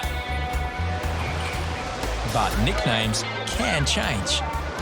Mouse has become the Black Cloud. Some people have formed the opinion about me that I have this terrible knack for causing anarchy on the beach, like massive first aids and spinals, and apparently my aura can create this on the beach. Whenever Mouse is rostered on, there's an uncanny likelihood of a very busy day. He's become a bad omen.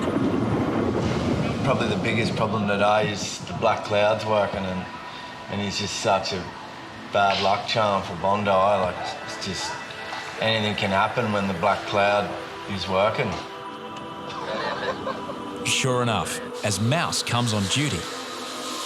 About 200 meters down on the wall, there's two people standing. Next to the ramp. Next to second ramp there, Matty. Maybe Blue Rhino can respond to that. Okay, copy, I'm on my way. What's the report, Central? Someone's taken a big spill and has got a serious head issue. I can see him up against the wall, A man has missed his frisbee and caught the wall instead. Get knocked out at all? No. Lose consciousness? No. Okay. All I'm concerned about is a neck injury or anything like that. You haven't got any pains in your neck? Like, yeah, don't move it too much. So what I'm going to do is I'll take you up our tower. Okay. So do you reckon you can stand up by yourself? Yeah, probably. And did anything hurt when you did that? Feel lightheaded? Oh yeah, I started to lose vision. American exchange student Woody has taken to the tower for treatment. Dennis, make sure you get the frisbee, bro. The curse of the black cloud strikes again. You're unbelievable. I'll whack on some oxygen, you'll come around pretty quickly. As frisbee victim Woody is treated, there's another incident. I just twisted all my foot over. Ice. But the problem is, the biggest problem we got, that's my wife's wheelchair. She's actually disabled. Why don't you come in and sit down here over here? After twisting his ankle, Andy hijacked his disabled wife's wheelchair to get to the tower. We've just parked her up on the wall up there because she can't walk or anything, you know. She's really disabled. But what I'm worried about, of course, is I need to look after my wife, you know. Go and get her and bring her down here, park her. Go this way, Ledge. Andy's son rescues Mum, while Chapo treats Woody. Just tell me if it's too tight. But the black cloud still hangs over Bondi. English tourist Owen has just sliced open his ankle with his surfboard. Now this isn't going to stop bleeding, so we can soak it up so it holds. You're going to have to go and get some stitches. Oh, can't see anything, mate. I wouldn't be surprised if this bloke doesn't trip over and smash his face into the sand right there. Black clouds on it now.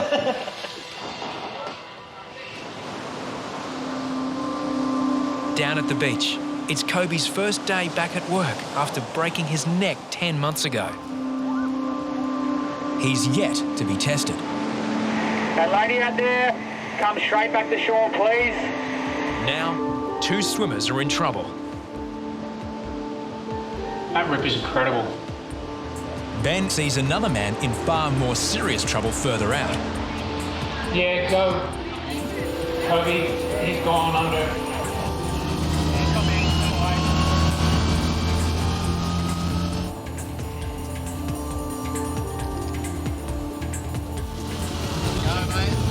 Critical one, I think.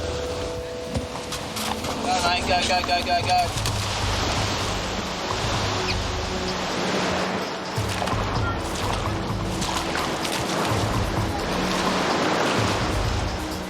Kobe leaves the first swimmer, knowing Brad will soon back up.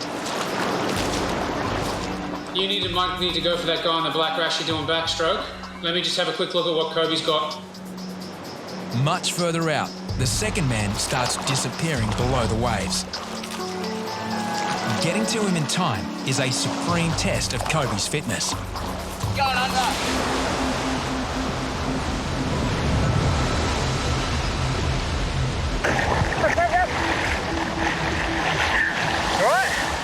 You alright? Yeah.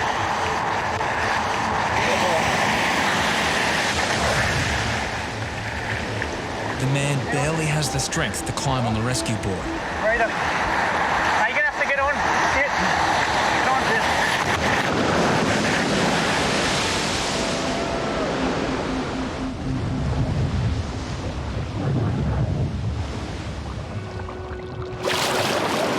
Right?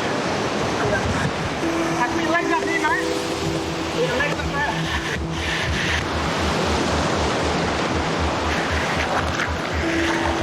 Legs up here, mate.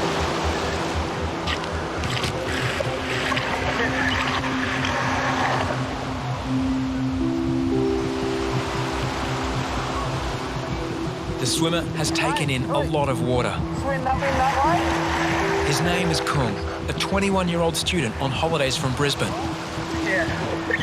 That one was very close. He was sort of putting his hand up and sort of sinking into the water, as they do when they're just about run out of gas. Thank you. So much. Be careful, eh? Yeah. You're not a very good swimmer, you should stay close. Next time, I know you don't want to hear it now, but the swimming area is down the other end, right? Oh. Down the other end of the beach. Yeah. Oh, mate. Thank you. I was underwater for a minute, so I got to die, but very happy I'm still on the surface. Yeah, man, he was another 30 seconds and he would have disappeared. Just makes you realise how quick things can go wrong. I haven't done a rescue like that in a while. I was scraping to get out there. I was just hoping someone was going to help him, but no one was helping him, and still got it. The sun may be out, but a black cloud still looms over Bondi. Lifeguards suspect it's somehow connected to mouse. It's just such a bad luck charm for Bondi. Like, it's just anything can happen when the black cloud is working. Already in the tower, a head gash, a fin chop, and a man with an injured ankle. This is a disaster, isn't it? Goodness me. But the black cloud looms again, this time over at Flat Rock. The notorious rock ledge has claimed its pound of flesh. 10-foot gnarly set came through and just wiped us all out. And we was sliding across all the moss, but then this other massive wave came and just pushed us back into the water and we hit all of the rocks. What did I say, girls? Don't do it. Don't do Flat Rock. No, I'm not doing it again. Then a call from volunteer lifesavers. Hello, Bondi Lifeguards, Michael speaking. Tony, hey mate. Clean yourselves up, eh? Yeah. Sweet. Or we can just go at the big place. Right, so the helicopter is on. Oh, mate, I can see the paramedics. Yeah. What's happening? Yeah, Chapo, come here. Yeah. Thanks, Tony. I'll give the boys a radio now and work something out. Okay, mate. Bye. Just in the booth, see the paramedics. Yeah, Bondi Central to boys on the beach. I just spoke to Surfcom again. We've actually got an injured person on South Bondi around the boot. I can actually see the paramedics with them now. I don't know if you want to chuck this ski in real quick and have someone shoot over. Let's go. Jetty or paddle? Let's go. Can I have a Band-Aid, please? Yeah, I'm going to give you that. Yeah.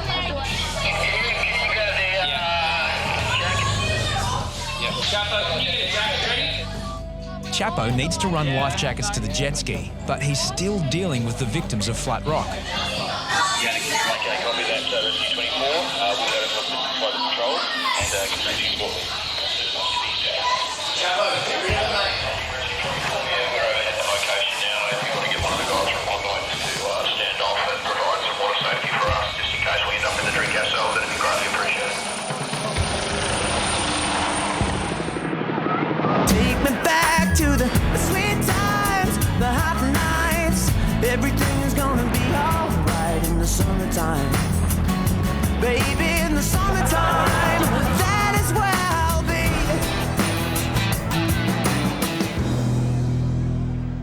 An emergency airlift is about to take place at South Bondi. Lifeguards back up in case extra help is required. Jet ski, the helicopter's just requested that you blokes just stand by and just keep an eye on them just in case they go in the drink. I think when they ditch to the left.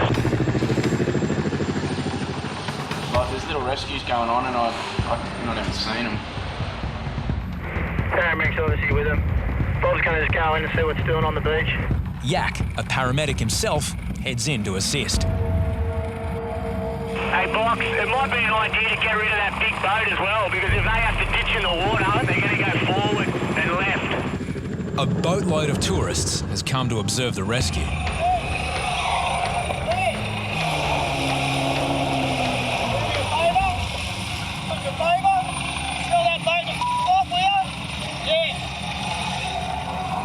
Finally, the man's condition becomes clearer.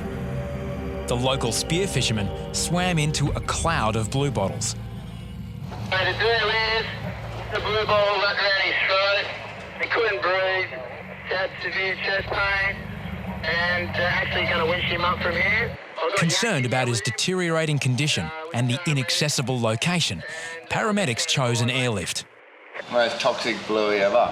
I'd like to meet this bluey. I'm going to get out of the way now.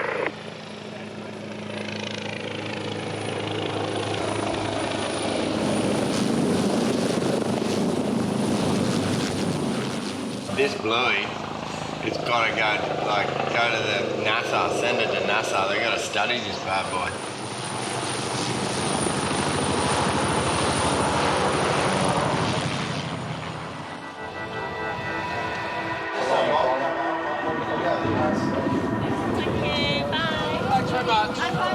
That was out of control what just happened then, eh? You did it. I didn't mean it. You did it, mate. Yeah, all Bondi Lifeguards, all hell broke loose, jets, blueies, anything. We got to get the black cloud out of here.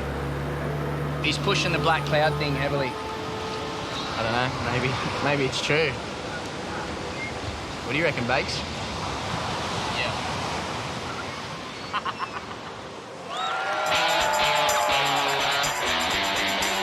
Black cloud or not, nothing's going to spoil this party. Over 5,000 people have come to see the world's best skaters compete at Van's Bowlerama.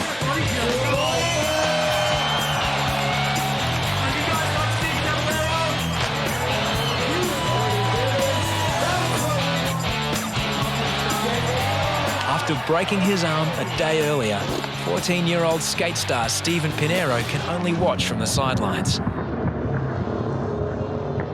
I didn't even notice until I got halfway up the ramp that I broke it because I put pressure on it. And I looked at it and I was like, holy crap, it's broken. It looked like an S. I came out here for the contest and for the beach and the event. Saw Steiner's World Cup guys wanted me to come. They told me it'd be a good event. They were so right about it. I'm just a bit bummed I can't skate today. Steven's back on the horse, but the crown that could have been his was won by Brazilian hotshot Pedro Barros.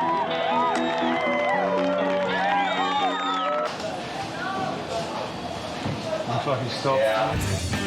At Bondi, almost anything goes.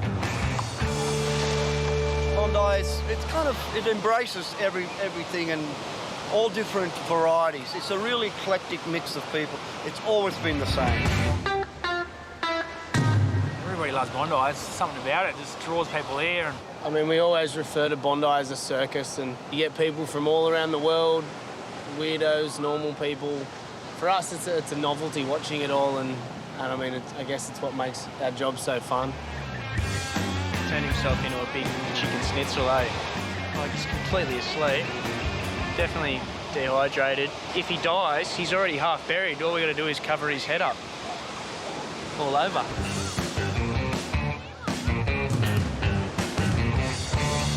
If you were alien and extraterrestrial. With 4 million tourists a year, Bondi is the United Nations of beaches.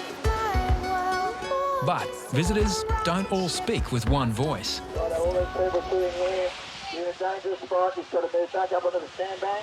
A tourist flounders outside the flags, precariously close to a major rip. Gentlemen here, hello, hey, hello. back to shore, mate. Hello. Hello. Hey.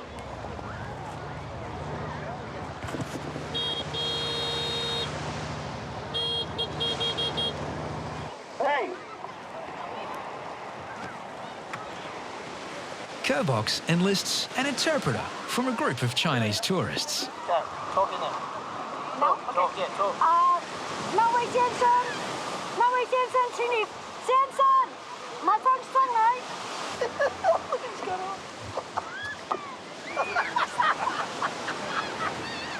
Hey, come out more. I need more out. I need him out. 哎，先生，先生，看你不可以站在那边，你要去那边。啊，这边 Tell him, get out. 这边很危险。 I had to improvise, Ed. I didn't fancy putting him on the front of my board. Not with those long johns on. Oh, the things you see down at Bondi, mate. That was a classic. Bizarre behaviour barely turns a head. But today, something strange lures crowds away from the water. Rips pulling all over the place, and there's about 10,000 people watching the drag. The drag, straighten their stuff on the promenade. So there's probably got about a quarter of the people in the water. It's literally a blessing in disguise. It's Mardi Gras in Sydney. Ladies and gentlemen, welcome to the Drag Races 2011. Our first fabulous contestant, Laurie Keat. Is Laurie Keat here? Oh, come on, darling. Okay, so Laurie Keat, your favourite inspiration is Jenny Key, Stephanie Powers, the elemental forces of nature and Limcraft. Good selection, isn't it? Down at the water's edge, a group of Japanese school children are drawn to a less benign attraction. Hey, go in. The deceptively calm water of a rip. Those boys that are just going in the water down there need you up and in the flags, otherwise you'll end up being rescued like that guy out the back. Lifeguards are already stretched. If the dozen school children are dragged into the rip, staging a rescue will be close to impossible. Chapo, Brad, is there anything we can do with the flag situation? It's just a gutter straight off from shore. And the little kids are getting stuck. So that's taking the guys' attention away from the rest of the swimmers. As the risk escalates, Chapo has no option but to take firm action. Everybody out. Out. Get out of the water. Get out of the water. Out. Oi, Benny. Get out of the water. Buddy, over and in. There's no time for niceties. Get out of the water now. Go up to the flags. I've been telling you all day you'll drown. Come on, go. Out of the water. Out of the water. All of you, go. One more. Okay, you're doing my head in. Everybody, go. Go. Go. The safety of the flags is only 50 metres away. Finally. Oh, bloody hell, I don't get like that very often. I never get stressed like that. It was just like they were just coming from everywhere and I just had to manhandle them, pick them up one by one. We felt really outnumbered then. That's maybe why I started screaming. I didn't care, splashing water on them, carrying them out. You just got to do what you have to. Down where the city meets the sea, I sit and Meanwhile, English tourist Paul is helped to the tower with a very different problem. His friend tells lifeguards Paul is suffering an overdose. What's up? Almost instantly, he loses consciousness. The illegal party drug GHB can be lethal. I just don't want to mess around with this stuff, eh? Because I've heard people dropping dead from them. He just needs to stick it up. He wasn't sick right about it. Yeah, mate, but like, I'm just looking out for myself, mate. If he drops dead here in front of me. Also known as grievous bodily harm, GHB depresses the respiratory system. When mixed with alcohol or other drugs, the effect can be exacerbated. Stay awake. We're gonna need some guides down here, boys. You right, mate? Stay awake for us. Yes, please, mate. Yes, please. Paul's lungs could simply shut down. Just get the defib out just in case, Corey. He's still breathing. He's got a pulse. I've got the oxy on him already here. We've got a situation in the tower. You got two boys on the beach. Corey's jumped on, so we're alright. Tama's calling the ambulance. Hey, mate.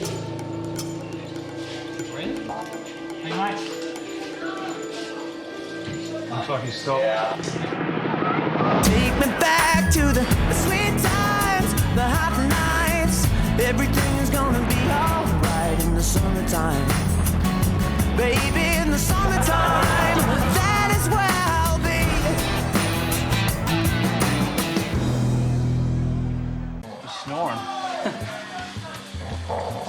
He's snoring. Who's with him? That's his friend there. So, what's the story? He's taken some Jeep. That's all he's taking today? Some alcohol.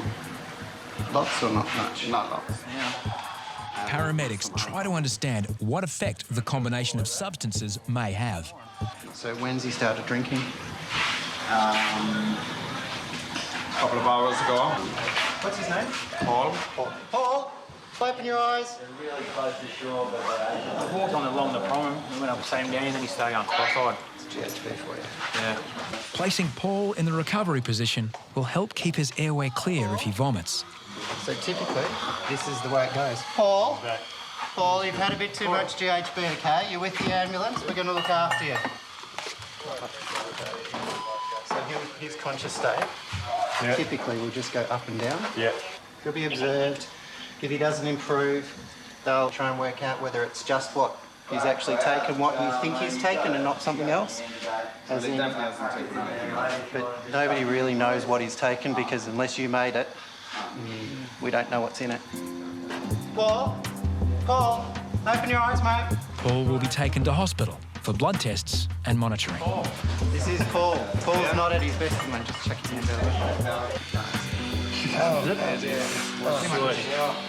You're at Bondi, mate. You're at Bondi, okay? Yeah. You're in good hands here, all right? Thank you so All right, much. have you got all your stuff? He's got it, yeah. Okay. Drug use is dangerous at the best of times. At the beach, it can be deadly. It's not your everyday occurrence. It is very different to a beach water incident. But, as luck as it is, it happened on the land and not in the water.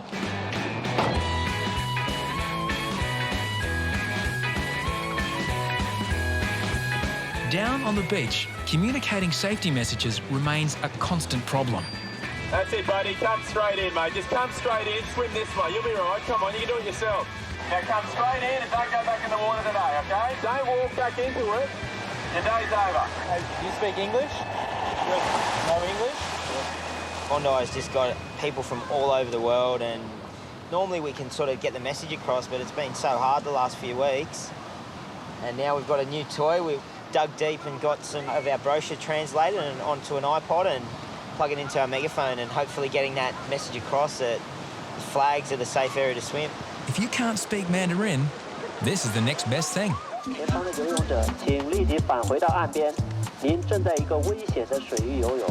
But for some reason, the message isn't getting through. Excuse me? A case of mistaken nationality. We've got Chinese, but we're missing Korean on the iPod, so I'm going to have a go at translating. We here. We here. We here.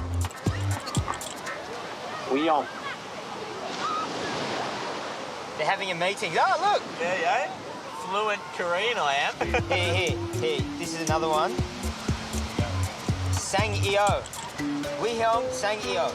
We here, sang-io. Yeah, do you know what that means? Danger, sharks. Scare tactic, shock and awe. It worked, they're all gone.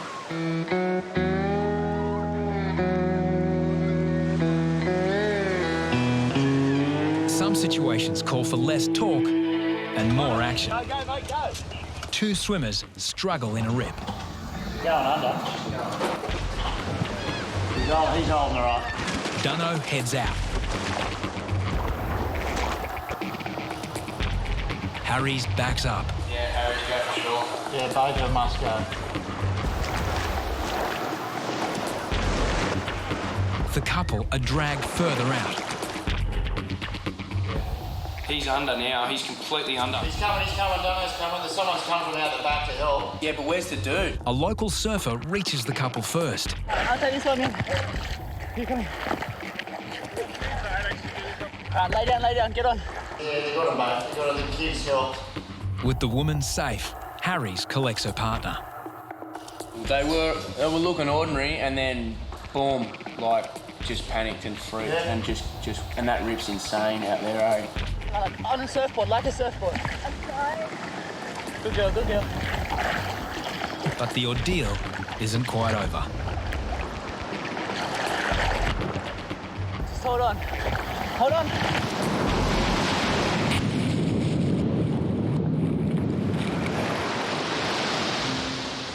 Deano, that was insane. And it's the poor girl too who was exhausted. He got a full-on set on the head. Then another wave looms. And Harry's just lost his passion as well. Candice and Siddharth may be Bondi locals, but still got into trouble. Lucky. Because that was a tough rescue. Yeah, tough rescue. Just got into the water and we were just in the waves and got caught in a current. And I'm not the best swimmer in the world. And the waves are really high today. So yeah, before I knew it, I was getting pulled further and further out. I swim a bit, but I just got pulled out too, and I'm pretty tired. I did a big swim in the morning. I had about another, I reckon, 10 seconds, 10, 15 seconds left. Like, they were really struggling. I'll go in the water, come up, cough it out, go back down. And I looked over. When you grabbed her, she had foam, mate. She didn't have much left in her. Not many times you don't see me not smiling. Yeah, you can see death in their eyes. You've got to go. At the other end of Bondi, Lifeguards continue testing their latest communication device. Bitte kehren Sie zurück zum Strand. Sie schwimmen in einer gefährlichen Strömung. Por favor, su entre las banderas rojas y amarillas. Take this one. Tutti I nuotatori sono pregati di tornare a riva. Sometimes words just aren't needed.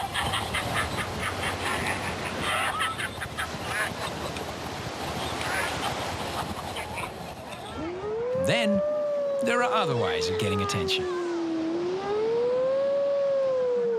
Attention, you three. Red and yellow flags, please. Yeah, guys, just to reiterate on what Daniel was saying, you need to move up in between the red and yellow flags. Please stay out of this area. Thanks very much, guys. Yes, we did tell you before. We hate repeating ourselves. We're only here for your safety. Come on, give us a break. Red and yellow flags, keep going.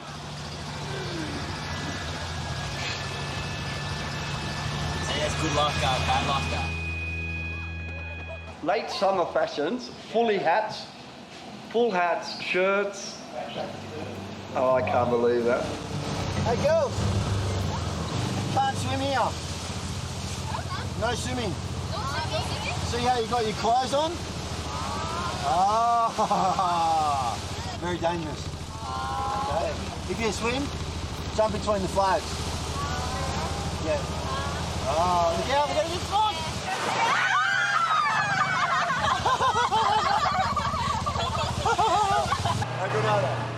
Because we rolled the bar on our ski, that's why. Very nice. Compare with Korea. Up the beach, Mardi Gras celebrations continue. Okay, so this is really exciting. I'm hoping that we might be able to get to the Lifeguard building, smash right through the window, and I'll get access to that green whistle and throw like the snow tomorrow. And there goes the global financial crisis. Well done, girl. Just 10 kilometres from Sydney City, Bondi is on the fringe of the urban jungle. But Mother Nature is never too far away.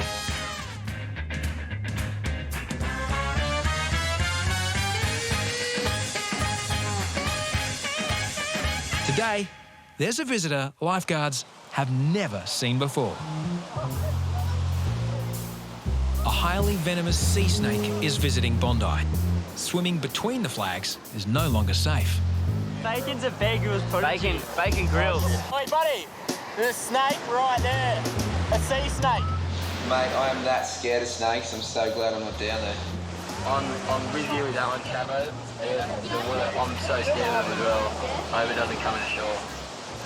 I've never seen a snake on Bondi Beach before. I heard there have been snakes, but I've never seen one in the water. I thought it was a bit of seaweed at first, but yeah, it turns out it was a snake. Thought it was dead, and then its head popped up.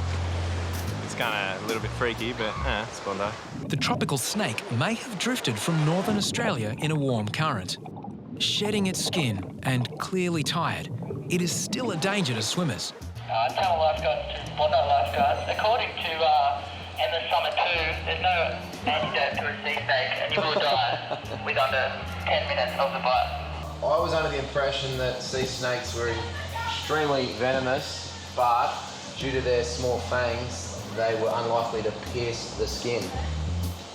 Brave or foolhardy, Bacon decides the snake has to go. Looks off his head, mate. He's so close to it.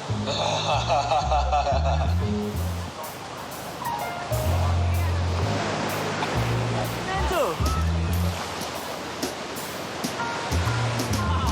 It's the first rescue of its kind for the boys in blue. He's so tired. They battled the surf for like 10 minutes, just getting smashed. It's obviously been sick or something, so it needs to get looked after. All right, Jake, why don't you put it on that side? Mate, I don't want to get anywhere near its head. Put it down and I'll flick it in with the... Just put it on the ground, yeah.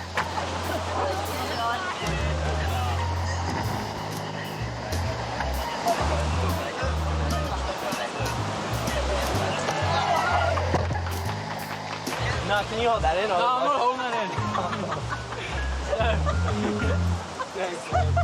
The sea snake is on its way to Taronga Park Zoo. I hate snakes, but I can't even believe After convalescing, it will be released back into the wild. That snake was pretty sick, you know, and it needed help, so I wasn't too worried about it biting me. Obviously, I was a bit scared, hesitant, because they are a really deadly snake, and I knew that before I went out there. So between stingrays in the kids' pool and snakes in the beach, you know, maybe I'll get a name change soon from bacon to grilled bacon, bear grilled bacon. A deep wound and a deeper mystery. You didn't actually realise this happened at all? I swear to God. It was quite a significant laceration. And alone and unconscious at the skate bowl. You all right? Stop it. Hey, have your eyes. What a day to be heading to the beach. Most of Sydney will be heading to the sand, and we implore you to swim between the flags. While the weatherman forecast one thing, down at Bondi, the sky told a very different story. 9 a.m. and a dense fog creeps onto the beach.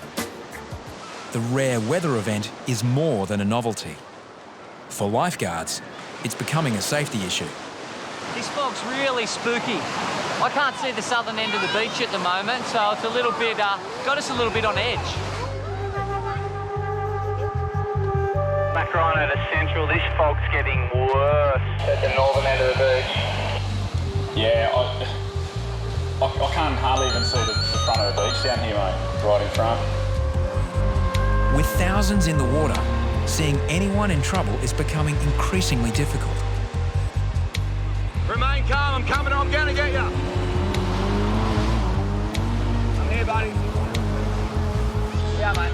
Grab my hand. Just relax. All right. This is ridiculous. Visibility is about 100, 150 metres. The lifeguards all lined along the beach, and we're sort of trying to work out what to do.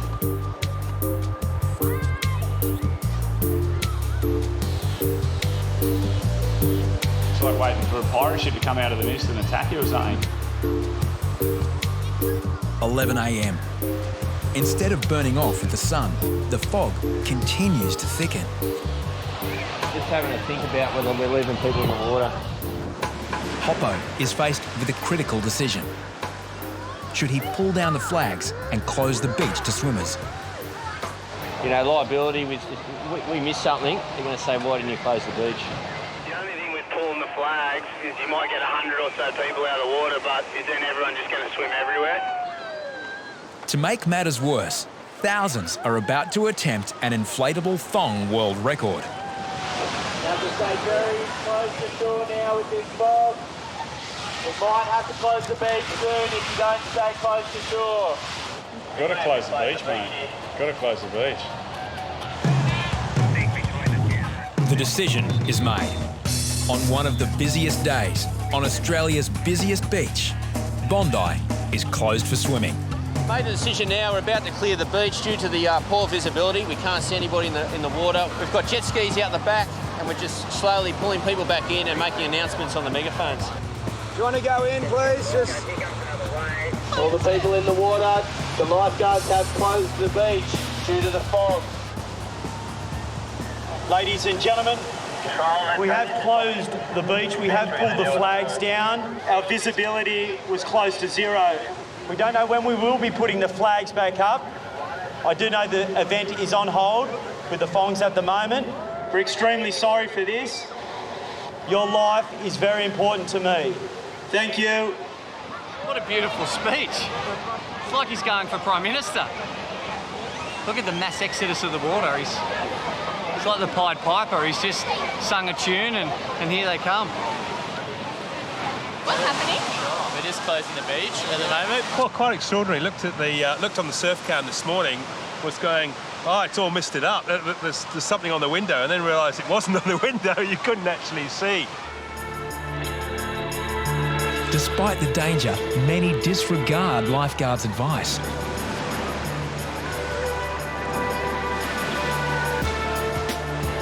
Then, 3 hours after it crept in, the fog slowly retreats.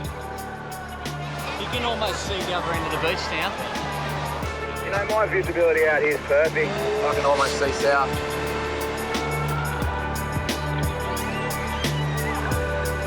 With 2,000 thong riders itching to go, lifeguards reopen Bondi. To achieve a world record, every thong rider has to join hands beyond the surf. Why? Why not?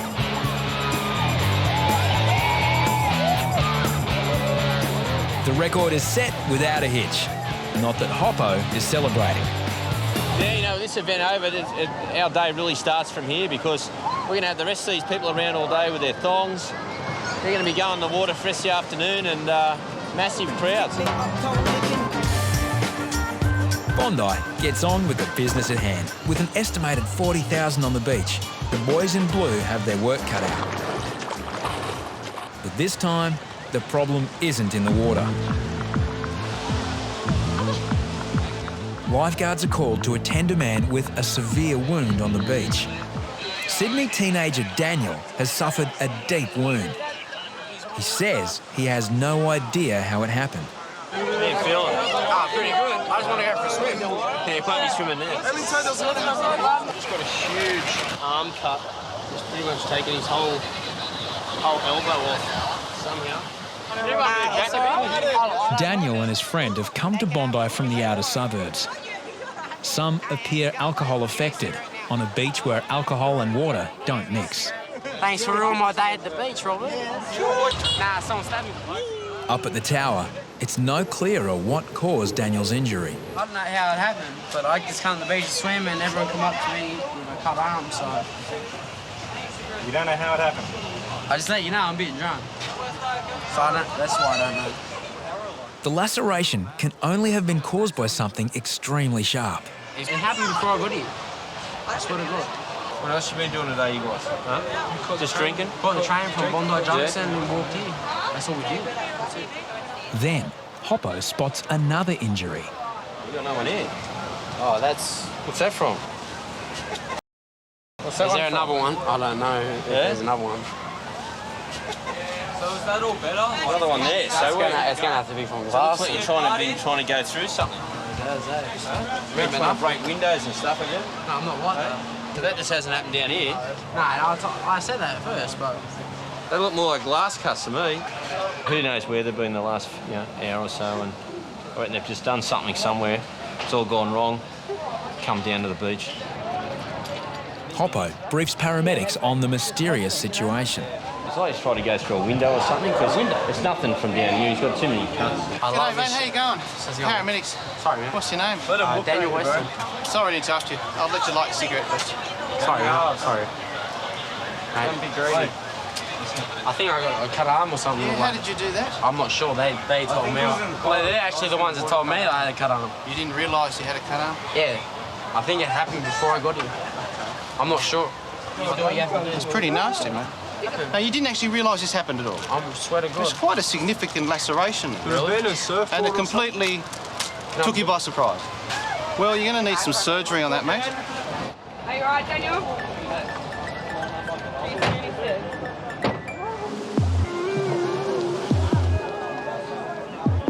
But the festive spirit isn't shared by all. It's a day when behaviour can be good, bad, and sometimes turn ugly.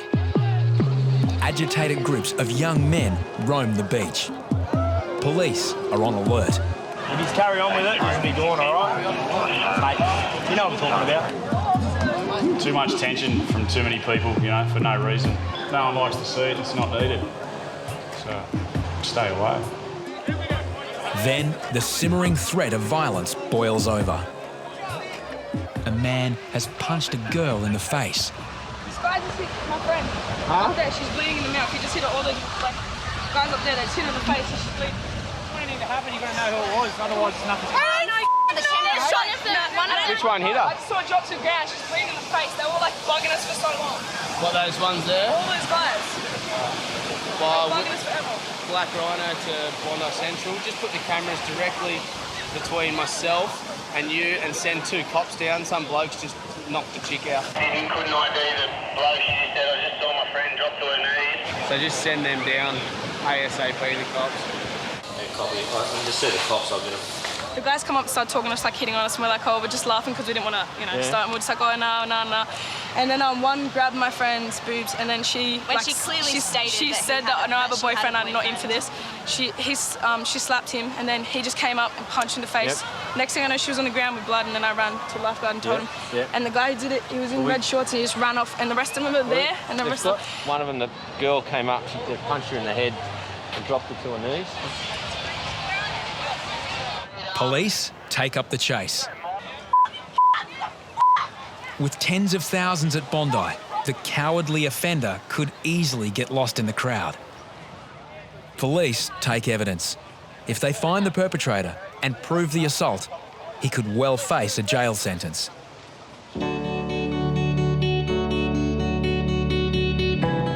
7:30 p.m. on Australia Day, and there are still thousands on the beach. The Lifeguard's shift was meant to finish half an hour ago.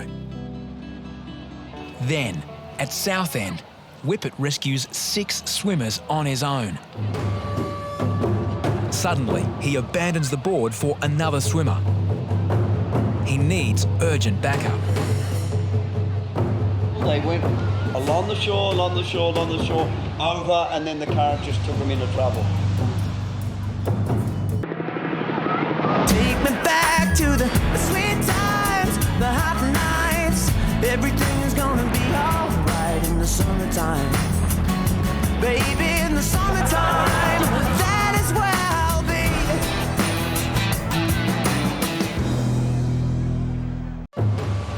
Bacon scrambles to help in what's become a mass rescue. Whippet has abandoned his rescue board to save a drowning swimmer.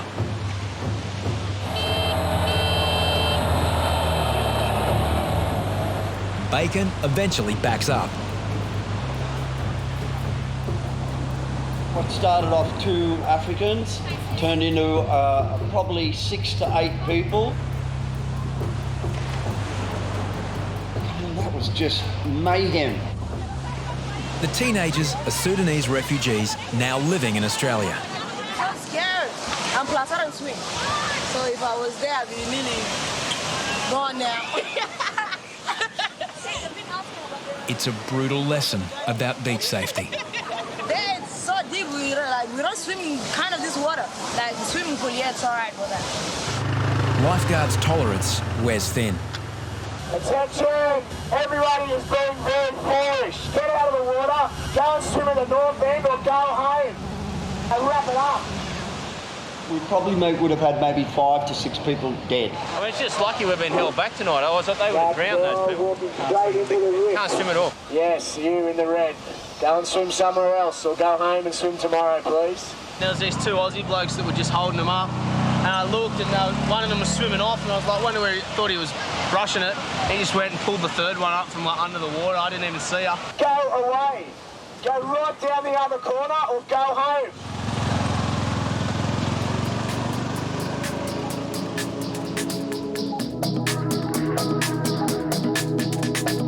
Next day, the crowds are gone, but there's little rest for the boys in blue. Brothers Kobe and Azza are called to the skate bowl. What's your name? Dominic. We're going to call an ambulance for you. So out of 10, 9 out of 10 with a pain, eh? 12-year-old Dominic may have broken his ankle. Just going to give you some pain relief, Dominic. What we're going to get you to do, suck on this green whistle. Take some nice deep breaths. It's not going to taste real good at the start, but it's going to help a lot with the pain, okay? Dominic came to Bondi with his grandparents, but they've gone to get fish and chips. Put your finger over that thing. But there's another boy in trouble. A woman has lost her young son, Mitch. They came from the pavilion. They went to the toilets before they hit the beach. Lifeguards are looking for a boy wearing a green T-shirt. That main set of flags, it's like a lime green T-shirt. I'm not wearing, no, that's not him. No, with the black. But then the description changes. He's got black pants. I think they've got a green. So they're matching. Yeah, that's sort of pretty well matching. All right, because the guys are looking for a green T-shirt. Oh, okay, I think it's black T-shirt, sorry. Guys, Pam, the mother, thinks it's turned into a black T-shirt with dark green logo. Young kids can do all sorts of stuff. They can duck up to get an ice block, they can go to the toilet, they can be lured up to the skate park, they can do a whole lot of things. Police arrive to assist the search. I'll get 2 of you just to go up to the parkland and have a look up around there, just along the parks and that. Right. The rest of us will go down along the beach and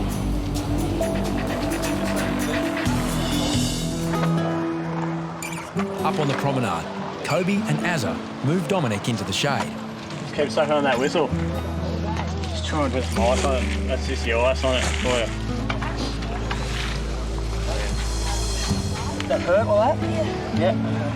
Just get the head spins. The green whistle has eased Dominic's acute pain, but it's having other effects too. You all right? Dominic, hey, open your eyes. Dominic.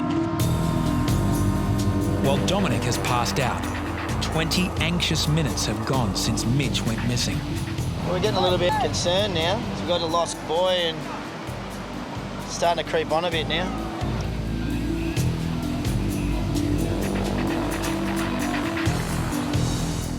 Hey. Dominic comes around. Dominic, hey, keep your eyes open for me. You all right? No, stay there. You're all right. Thank you for more. Yeah, you just a little bit of reaction from too much of the green whistle. His grandparents finally get back from the fish and chip shop. Grandma's here.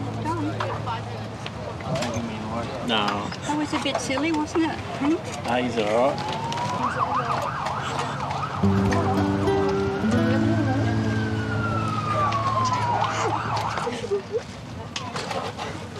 You're all right, mate. You're all right. Dragged your pop away from his fish and chips, eh? I'm not going to get any neither. Hope he's got a couple of scallops in there for you too, eh? They're the best. And sit down, put your bottom back. As Dominic heads off for x-rays, a full search is now on for missing Mitch. Then, some news. Lifeguards, Terry speaking. Whereabouts exactly are you? Where was he? Police have a boy of the same age, but his clothes don't match any of the mother's descriptions. Yes. That's him. Black and red. Sorry.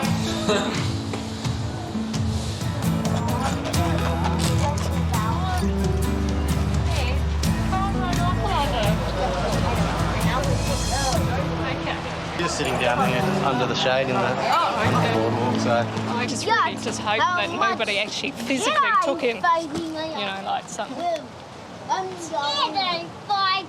strange man or something took him. That was my fear. Because one minute he's there, next minute he was gone. When kids go missing, you know, we always ask where they were last seen, and if it was near the water, that's when we do, you know, worry. Mum's distraught, but Mitch takes it all in his stride.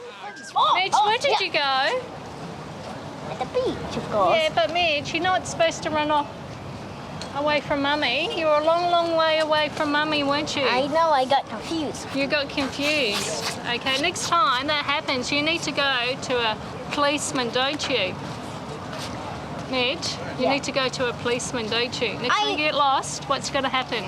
You get a policeman. Yes. And yes. And you like my summer suit? Okay. Tonight, Bondi's longest heat wave. Yeah, 50, 51, wait up, 52. As temperatures soar, so do the casualties. Shock, unconscious, fast rapid pulse. And out of their depth and a long way from help. 2 people are fully going under. The mercury will stay above 36 degrees in the Greater West for the next 6 days, and all records will be broken. Sydney is in the midst of its longest heat wave on record. Tomorrow in the west, 38 degrees before we zip into the 40s again across the weekend. Thousands escape to Bondi for relief.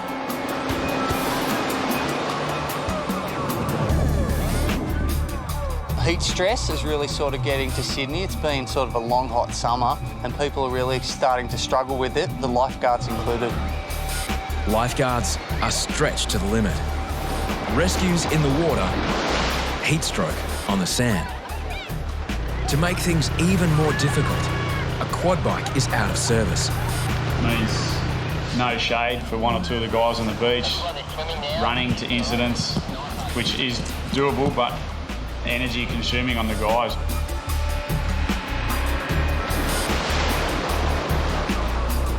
If the weather stays like this, like we've just got a hot southwesterly wind now, and it's like walking into a desert. We could be in a bit of bother. Most definitely.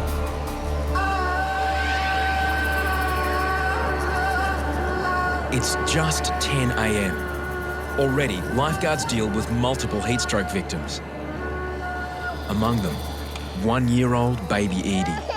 Come on. They've just arrived from London, and babies at that age don't regulate heat like we do, so a way they sometimes shake it off, it's through seizure, like a little fit, mini fit. Has she had a convulsion before? No. How old is she? She's 1 year old. Just 1 next week. You know, you often find parents very scared of those situations, but just, you know, a bit of oxygen and common sense and taking the clothes off to cool her down a little bit, and she was much better. As Reidy heads off to emergency, yet another victim comes to the tower. I don't even remember, I just stopped. Before? Yeah. Did it happen to you before? No. No? Were you on the drink on the weekend? Back on your face, relax. You on the drink? No, bro. No? You eaten anything today? It's just too hot. Have you drunk any water? Mate, you gotta drink water on days like this. Dehydration, a simple but potentially lethal condition. You want to walk? Yeah. Not a slice. Might give you a little bit of energy just to get you through. Thanks, Thanks.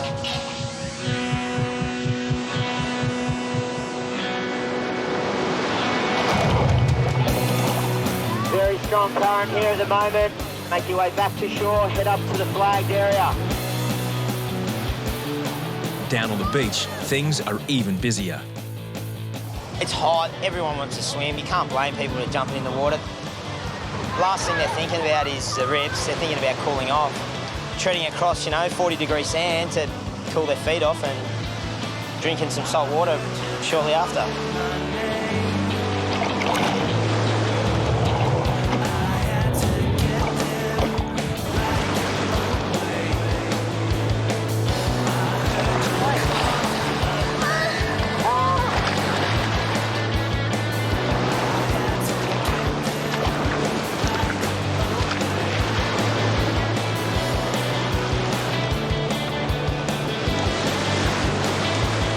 midday, lifeguards have conducted scores of rescues. But the heat brings unexpected victims from all quarters. Someone passed out. Where at? Just in the car, mate. Around yours or? No, just found them on the street and they're out the front of my place, so they just went that. That's it.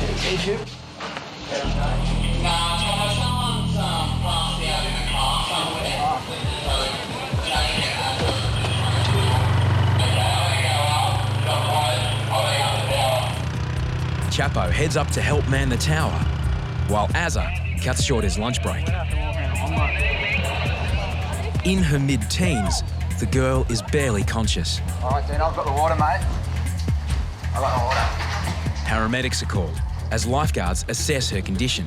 Where's the friend? Come on. Yeah. What's happened? Can you tell us? She just felt sick. She hasn't eaten all day. She hasn't eaten all day. Drinking. We got this to give it to her because we walked into the chemist. Have you been on the drink? No, she hasn't drunk anything. Nothing on the weekend or anything? Do you want to speak to me some details? In shock, unconscious. Can you open your eyes? Fast, rapid pulse. Can you open your eyes for us? Barely conscious, lifeguards are concerned the girl may be suffering more than heat stroke. Is she on any sort of medication? No, she's on the pill. Yeah. That's the only thing. Is she going to be all right? Well, we hope so. What's her name again? Tori. Tori. My name's Jake, okay, this is Aaron. You need to keep your eyes open for us. You need to keep looking at us, all right? Lifeguards are still uncertain whether Tori is suffering heat stroke or something else. You thirsty? Yeah, she feels sick. Do you feel like you're going to vomit? Yeah. Get her a bucket. That's all right, Tori. Get us some water, Deano. Yeah, sweetie, drink this for me. So just sip of water. Sorry. Get up. Little sips.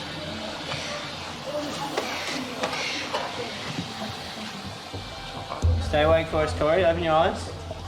She's shaky. Are you cold? Yeah, she's starting to get good. I want to check that woman to make it this morning. That oxygen's going to help her too. She's not going to drink. Yeah, try not to move yourself. Water? Drink some water from the ocean.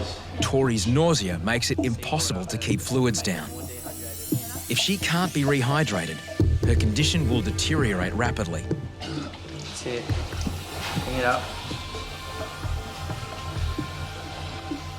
Ambulance coming pretty rapidly. The ambulance is here. Wake up, Tori. Tori, come on. Wake up. That's why we didn't know what was wrong with her at first. We just Tori. were like, oh my god. The ambulance is here. Tori, okay, stay awake for us. The ambulance is just going to check you out, alright? Tori, my name's Deano. I'm with the ambulance service. And this is my partner, Brandon. Can you hear me? Tori? Tori will be given an intravenous drip to rehydrate her body. It's a really hot day. I guess people are excited to get to the beach.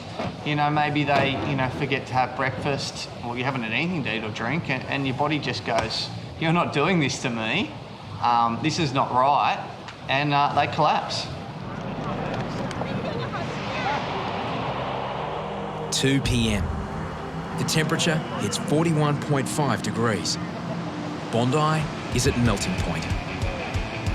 With thousands cooling off, lifeguards take to the water, herding swimmers away from the rips. Wait! You're walking straight back into it. Go. This is where it's going to be trouble for us for the rest of the afternoon, and there's not enough of us on the beach to be able to handle it if we don't keep them in the flags. While beachgoers relax, for lifeguards, stress levels rise. Aim up that way. I just don't want to miss a rescue, and there's just so much potential down here today. So many rips, so many little black spots, so many people jumping in the wrong areas. It's so possible, and I don't want it to be me, if you know what I mean. So, In the corner, boy. I'm sorry, mate. Oh, Danny, if you're going to go, I just need someone to push the swimmers on the southern side of the middle set. Just push them back into the flag. Swimmers out there. The lady in the blue shirt. Hello. Could you not swim there, please? Go. The swimmers either don't understand or ignore Yatesy's warnings. Then, in a flash, they are sucked into the most dangerous rip on the beach. Danny on the jet ski. I've got civilian backpackers here. Yeah, get in there, Danny. But the jet ski is at the other end of the beach. The swimmers are being dragged out to sea. The situation is critical. Yatesy has a 100-metre paddle to get to them, while the jet ski is still on its way. But drowning only takes seconds. Seeing Yates going to two people that are fully going under. Where's Danny? There he is. The jet ski finally approaches.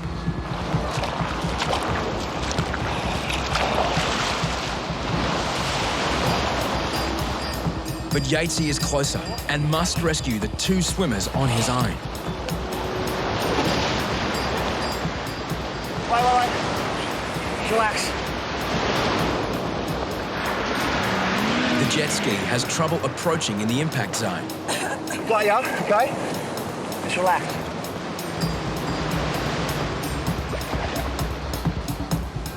Danny makes a second attempt. Go and take you in.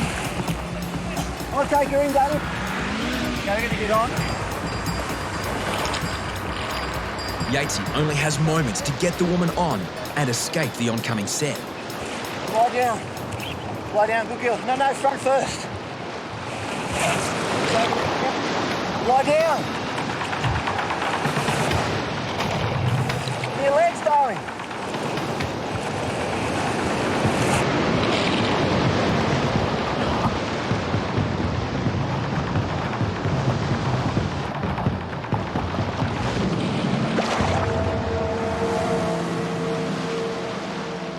Right now, we're so busy, there's people drowning all over the joint. Escaping from the heat, this woman almost met a far more lethal fate. This rip, the backpackers and the south end is strongest, not I've ever seen it, but up there. It's water coming in from each direction and it's even hard to get out on the board, you know, you're getting hit by waves on the side. It's like a torrent, it's like a river, you know. Yeah, just adrenaline got me out there. I'm pretty knackered now. I'm stuck. I'm trying to get my ball. Excuse me, please help. Oh, someone's stuck in there, man. But no one's quite sure whether this drama is for real or not. Someone's stuck down there and I just weed on him, I think. Take me back to the sweet times, the hot nights. Everything is gonna be alright in the summertime. Baby, in the summertime, that is where I'll be.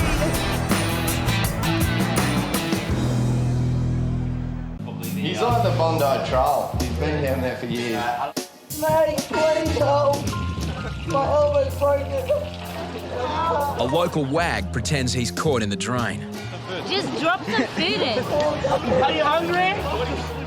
So far, no one has bought the story. What are you doing? Oh, you need help over here. Yeah, no, seriously, someone's stuck in there. Please. All right, mate, no worries. We'll get someone. Don't cry, don't cry. Can you take the lifeguard for us? Please, call his mum.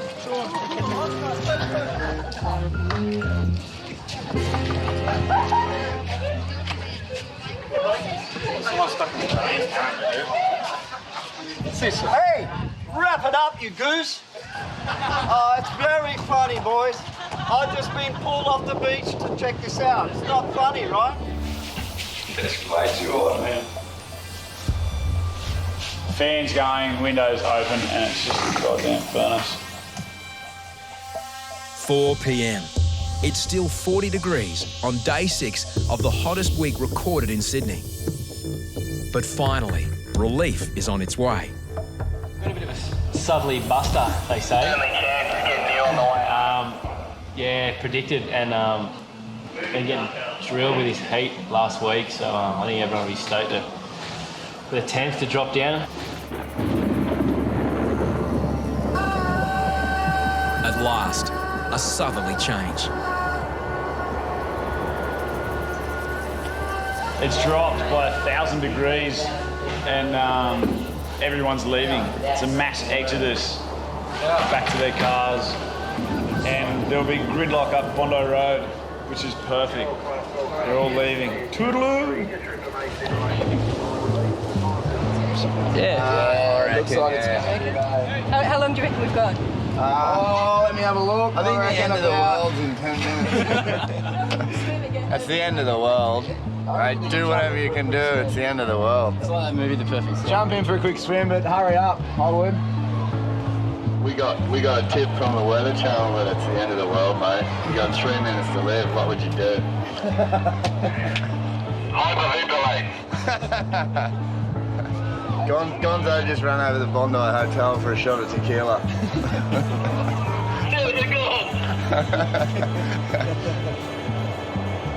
What would you do? 3 minutes.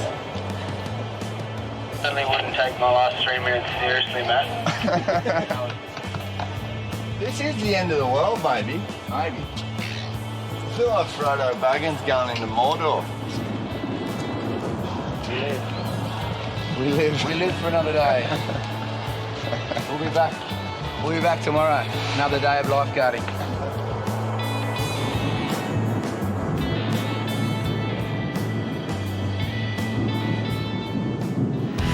Tonight on Bondi Rescue, the world's best surfers. When you've got the big boys in town, there's nothing like it. And some of the worst. In chop, inside the leg. The boys who cried wolf. If you come out in the water again, I'll kick you off this beach, eh? And the most confronting rescue of the season. They're doing CPR, 2-year-old. A toddler's life hangs in the balance.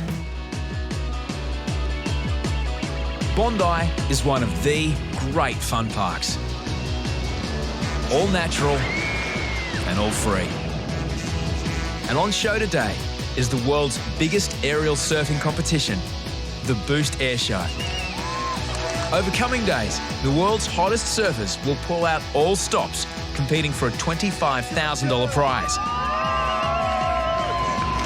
As well as attracting the world's hottest surfers, Bondi is a magnet for the worst.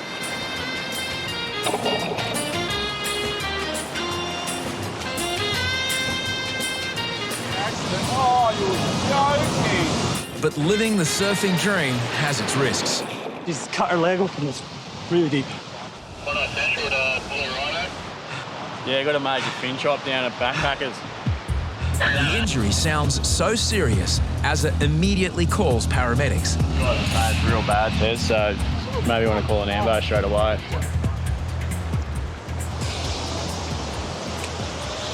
In chop, inside the leg.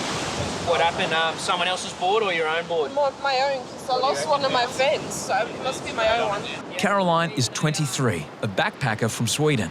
She isn't aware how serious the wound is. Do I need to go to the hospital? Yeah, you'll probably go to the hospital. You need a couple of stitches, but it's in a good spot. Mouse checks for tendon or nerve damage. Just move your toes a bit for me. You can feel all that all right? Yeah. Caroline, wiggle your toes. That's good. That's great. I heard a girl screaming right next to me. I'd seen her wipe out on her board, but I didn't know what was wrong with her. She stood up holding her face. I thought she'd been stung by a jelly or something, and I looked at her leg and it was like wide open. And so I pulled her in. No, I just looked down and then I started screaming, not because of the pain, just because it looked so freaky. Yeah, that's all right. Bake's done a really good job. It's only the third time Caroline has been surfing at Bondi. Do you want to come over, Harries? Back it up and we'll just lift her straight up onto the back of the rhino. Despite the serious injury, Caroline shows no signs of shock. Right, what's your back of your leg? Yeah. Do you want to stay with it, babe? Yeah. Sweet. She's as good as gold. Yeah, she's sweet. Mate, I've seen guys carrying a lot of work with smaller cuts. Yeah. Can I be a real surfer now when I had a fin cut? That's it. Done it. Tick that box. Yeah. Late on the scene, Harries wants the gory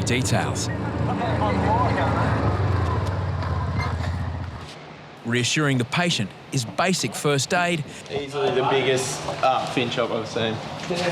Great. Sometimes forgotten. I went on a surf trip last week for a week and so this is the first time since I came back I've tried to surf in Bondi. So what is under there? She's got a good size cut. Yeah, Just like how side. long do you think it is? That long? Yeah, that maybe wide as well? Like it's open right up? It's quite more of a, it's a long cut, but it's more of a chunk. Sorry. Okay. The wound will require serious surgery. Do you think you can wriggle over onto here? Thank you. Thank you. Thanks. With Caroline in safe hands, Mouse does some forensic investigation. As you can see, she snapped the fin out in her leg. That's been broken off. Like, look how solid they are. That's gone straight through her leg and snapped off. It's probably still in there. Caroline's board will be looked after until she's released from hospital. You spent some time on the front line. The Boost Air Show has attracted thousands more visitors to Bondi. See the ugly side. Lifeguards are on edge. Yeah, you got a big comp on, big names surfing, and people just want to get down there. And it's the most dangerous part of the beach. Probably couldn't have a worse hole at the backpackers rip at the moment. Bacon herds swimmers out of danger. Head in, mate. This is not a swimming area. Head across for us, mate. Okay, back to shore. A teenage boy needs to be rescued. Thank you. Please come again. But minutes later, he's back in the very same rip. Hey, guys. I don't know how many times we have to say it today. Don't swim here, please. He's dead set kidding himself, isn't he? Go! The boy is a poor swimmer. Despite disregarding directions, Bacon must pick him up again. Hell, mate, if you come out in the water again, I'll kick you off this beach, eh? Lifeguards suspect the boy and his mates are crying wolf. If you're looking for a ride on the jet ski, we're not going to pick you up. It's not cool, mate. Don't swim here, mate. It's not safe. After the first time, we kind of pointed out the dangers and stuff like that, and he did it again, so. Just 10 minutes later, the same boy is back a third time in the same rip. Look who it is again in this rip. Seriously, buddy, I'll call the police if you keep doing this. Get the hell in here. I told you to swim in the red and yellow flag. Swim in now. Maybe we should just get the police down here for these two for the third time. Don't give up, mate. I'm not saving you anymore. Lifeguards face a dilemma. Should they teach the boy a lesson and refuse to pick him up? Take me back to the sweet times, the hot nights. Everything's gonna be alright in the summertime. Baby, in the summertime, that is where I'll be. Save yourself. His friend doesn't appear to be listening either. Look how many more other people we've got to worry about, okay?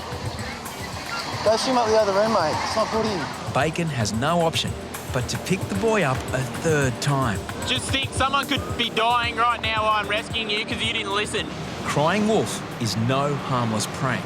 Kids like that, I understand, they want to have a go on the jet ski and make it a play, but what they don't understand is it's such an important bit of rescue equipment for us, and while we might be giving them a lift in and they're having fun, other people on the beach can be drowning. Where are you from? I know he's from Australia. What suburb? Oh, Baltimore. I was annoying him because I couldn't get back. It was too hard. The boys disappear into the crowd, but it's not the last lifeguards will see of them. Brad Mallion has served as a lifeguard for 10 years. All fun and games. But his love for the beach also expresses itself in other ways. Outside of lifeguarding, I have a massive passion for photography. Both jobs complement each other. Being a lifeguard has opened so many doors for me, especially with the community. Brad uploads images of Bondi life to his website, Frothers.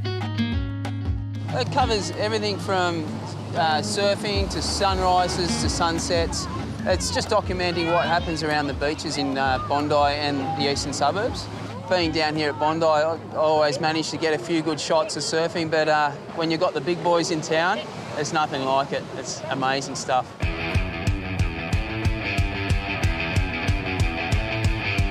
The final of the Boost surf competition is underway. The world's best aerial surfers battle it out for the $25,000 prize. Hoppo's more concerned about what happens to the thousands in the crowd.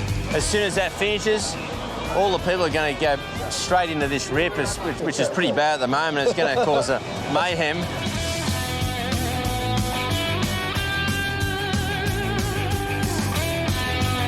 When the hooter sounds, 26-year-old Queenslander Josh Kerr emerges victorious.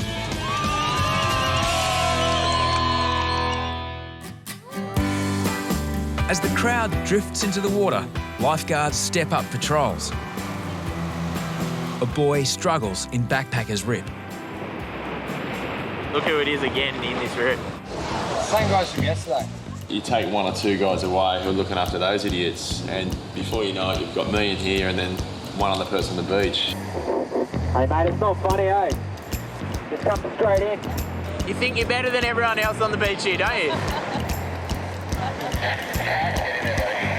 Mate, if you come out in the water again... Lifeguards decide the message needs to be driven home, loud and clear. Shoe down, put your socks down, look at me while I'm talking to you so I know you understand what I'm saying. How often do you come to the beach? A lot. Right, so you're born in Australia? Yeah. So you know about the red and yellow flags as well? There is none. There is none? Yeah, but it's down the end of the Let's beach. see, I can see 2 sets just from here. You're an Aussie, so you know that when you come to the beach, you swim between the flags, because that's the safest place. If you were genuinely in trouble, as you're saying, then you should be swimming between the flags, not in the middle of a rip. Grab your shoes, leave the beach. Like I said, mate, they've got a lot of people to look after down here. They don't need to waste their time. No, but I was on being people serious. I silly. couldn't even catch a jet ski. The boys could be charged for disrupting emergency services. Those kids just thought it was a big joke, you know. I think swimming in rips and taking our concentration off the beach. You know, look how many people, it's 5:30 in the afternoon, look how many people we've got to still look after. Done rescue after rescue today, and the fact that we have to spend 5 minutes on those kids, you know, should be at home doing their homework Sunday night.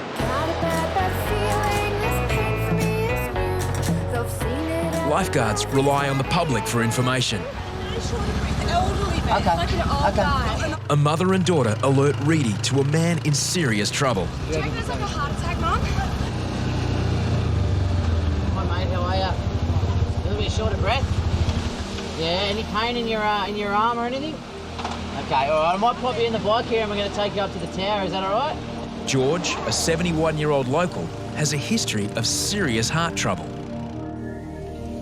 But before he gets to the tower,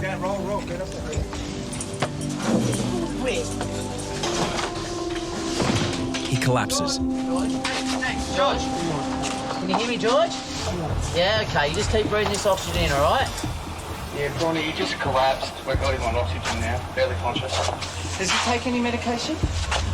Yes, what does he take? Go on. What's that for? His heart. So he's got heart problems. To go under. Deep breath. Lifeguards learn George has already had multiple heart bypasses. George, we're going to lay you on this bed, all right, mate? Make our job a lot easier. George's blood oxygen saturation levels are dangerously low. He needs that oxygen on. You need that oxygen on, George. Okay, we're going to get you checked out by a paramedic. An ambulance is on its way, but George won't even accept oxygen therapy. 6 years ago, I have heart operation. Oh, okay. Yes. Open heart operation, and they put it 6 bypass. 72 male, collapsed, difficulty breathing, heart medication. As well as being a lifeguard, Bobby works as a paramedic. I was going to say you're in good hands, but now this bloke's turned up. There's trouble. Did you have pain in your chest today at all? Not today. You can only do what you can do. He desperately doesn't want to go to hospital. I don't know if they can force him. You're not going to hospital? No. Even don't think about it. Keep still for a second. Because I'm okay now. I feel okay. George is known as Yuri in Russian. Everything is perfect, I told you. How do you feel, darling? Is he okay? Is he his normal self? Not really. Not really? He always pretend to be good. Oh, don't complain. Why you complain? Not even Yuri's wife can convince him to go to hospital. Well, Yuri, it's my advice that you do get checked out by a doctor at least. I'd like to take you to hospital. If you don't want to come, can't make you go. No, don't. I'm going to my doctor. I'm going to follow doctor's straight away. Good girl. Good girl. No worries. I'm all right. No. I'm okay. It's okay. That's it. That's Can I go it? home? That's pretty much Thank it. you very much. Thanks a lot. No, one more sip of water before you go. It's was vodka. I don't drink. Ah. Thank you very much. Bye. Oh, it is scary. So what now is okay? What can I say? I want to go home. But just moments after George leaves, lifeguards are called back. Sorry, we're going to have to bring George back in through here. He's about to collapse again. Who's the same guy? Yeah, George, he's just out there. George has collapsed a third time. All right, 1, 2, let's down, straight down. Nice and cool here. No, don't give me a chair. Looks like you're not having an option today, George. You all right? You're going with him. Yeah, it's okay. No, darling, I know you're okay, but there's obviously a problem here. We can't leave you, okay? Like it or not, George is going to hospital.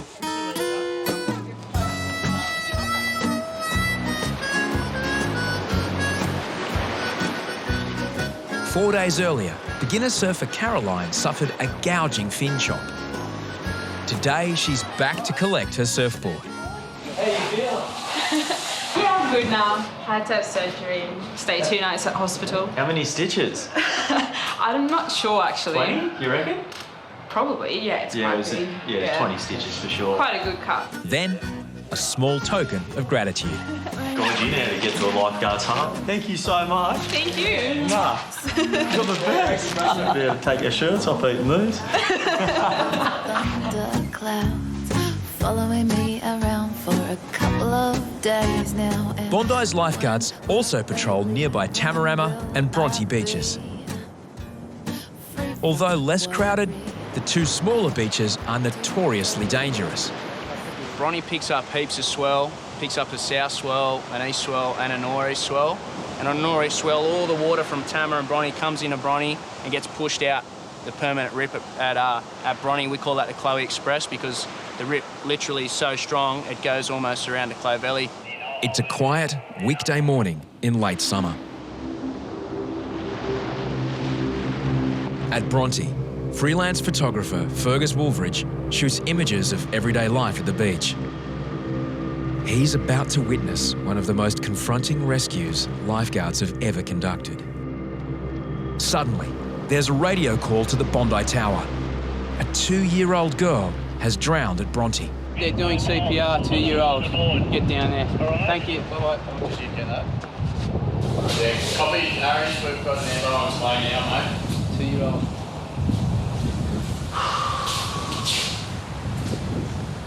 Do we need someone over there? It's a 2-year-old doing the water. Oh, mate, someone's...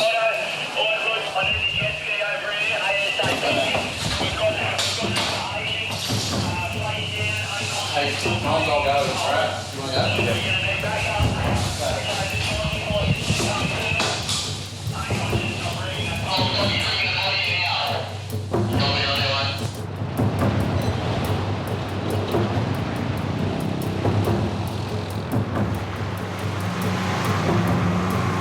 The reporter I was with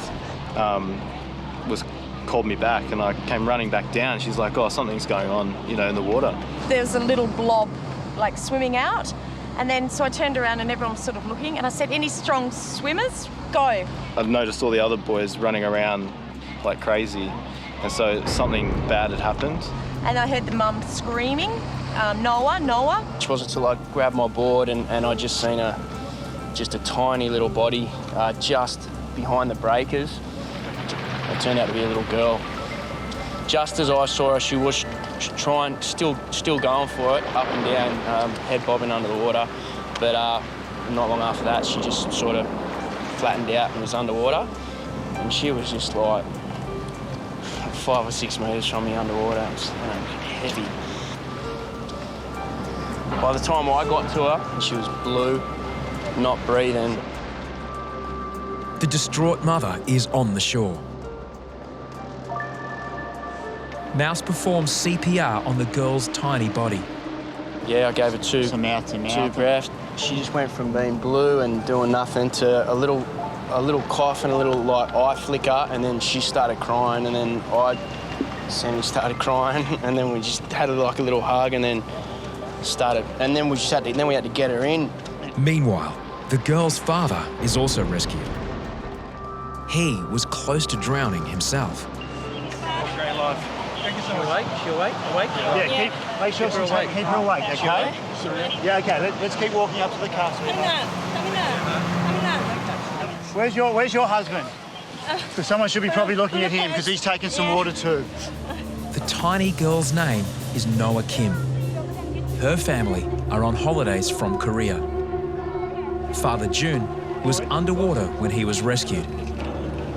Your daughter should be okay, so but you need to make sure someone looks at you and listens to your chest. How long was she unconscious? Mate, who knows? You know, maybe 3 minutes. That was insane. I'm paddling out, I can see her body in the water, just her body, and I got hit by a wave, lost my board, and she's like 5 metres from me. Mate, and then H-man just threw me his board, and I was just yelling at these surfers. And then once she came good and she vomited and that, we knew she was okay. I've turned around and the other surfers, the local Bondi guys, just had this other guy just holding him up. He was just like out as well, and I was just thinking, what's going on here, you know? Noah will spend 2 days in intensive care at Sydney Children's Hospital. This is how quick this stuff happens, you know. I mean, you can't tell people enough that, you know, you lose your feet and you're gone within seconds, you know. It's home with me because I've got a 2-year-old, so, you know, it's just that thought of not being able to get her back. These guys did an amazing job. That definitely defies odds being a lifeguard. Just watching Mouse resus a 2-year-old child. Unbelievable. I was just lucky Bobby was here too.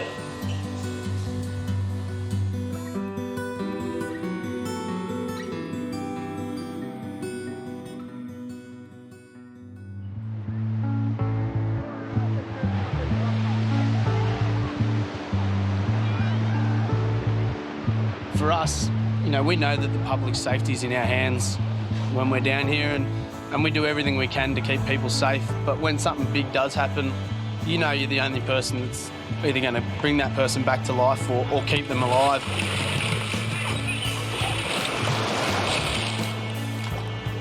You know, you come out of nowhere and pluck them out of the water, and, you know, the gratitude and the look in their eyes is amazing. No worries, buddy, okay? You get the chicken skin, you get the rush from the rescue, but you also get the lump in the throat, and you get that feeling that you take home that no one can take off you. I'm going on. Just the hope of knowing that you can give that person a chance to see their family again is, for me, that's probably the best feeling I can get out of work. He's all right, mate. We got him. Well done, guys. We got him, mate.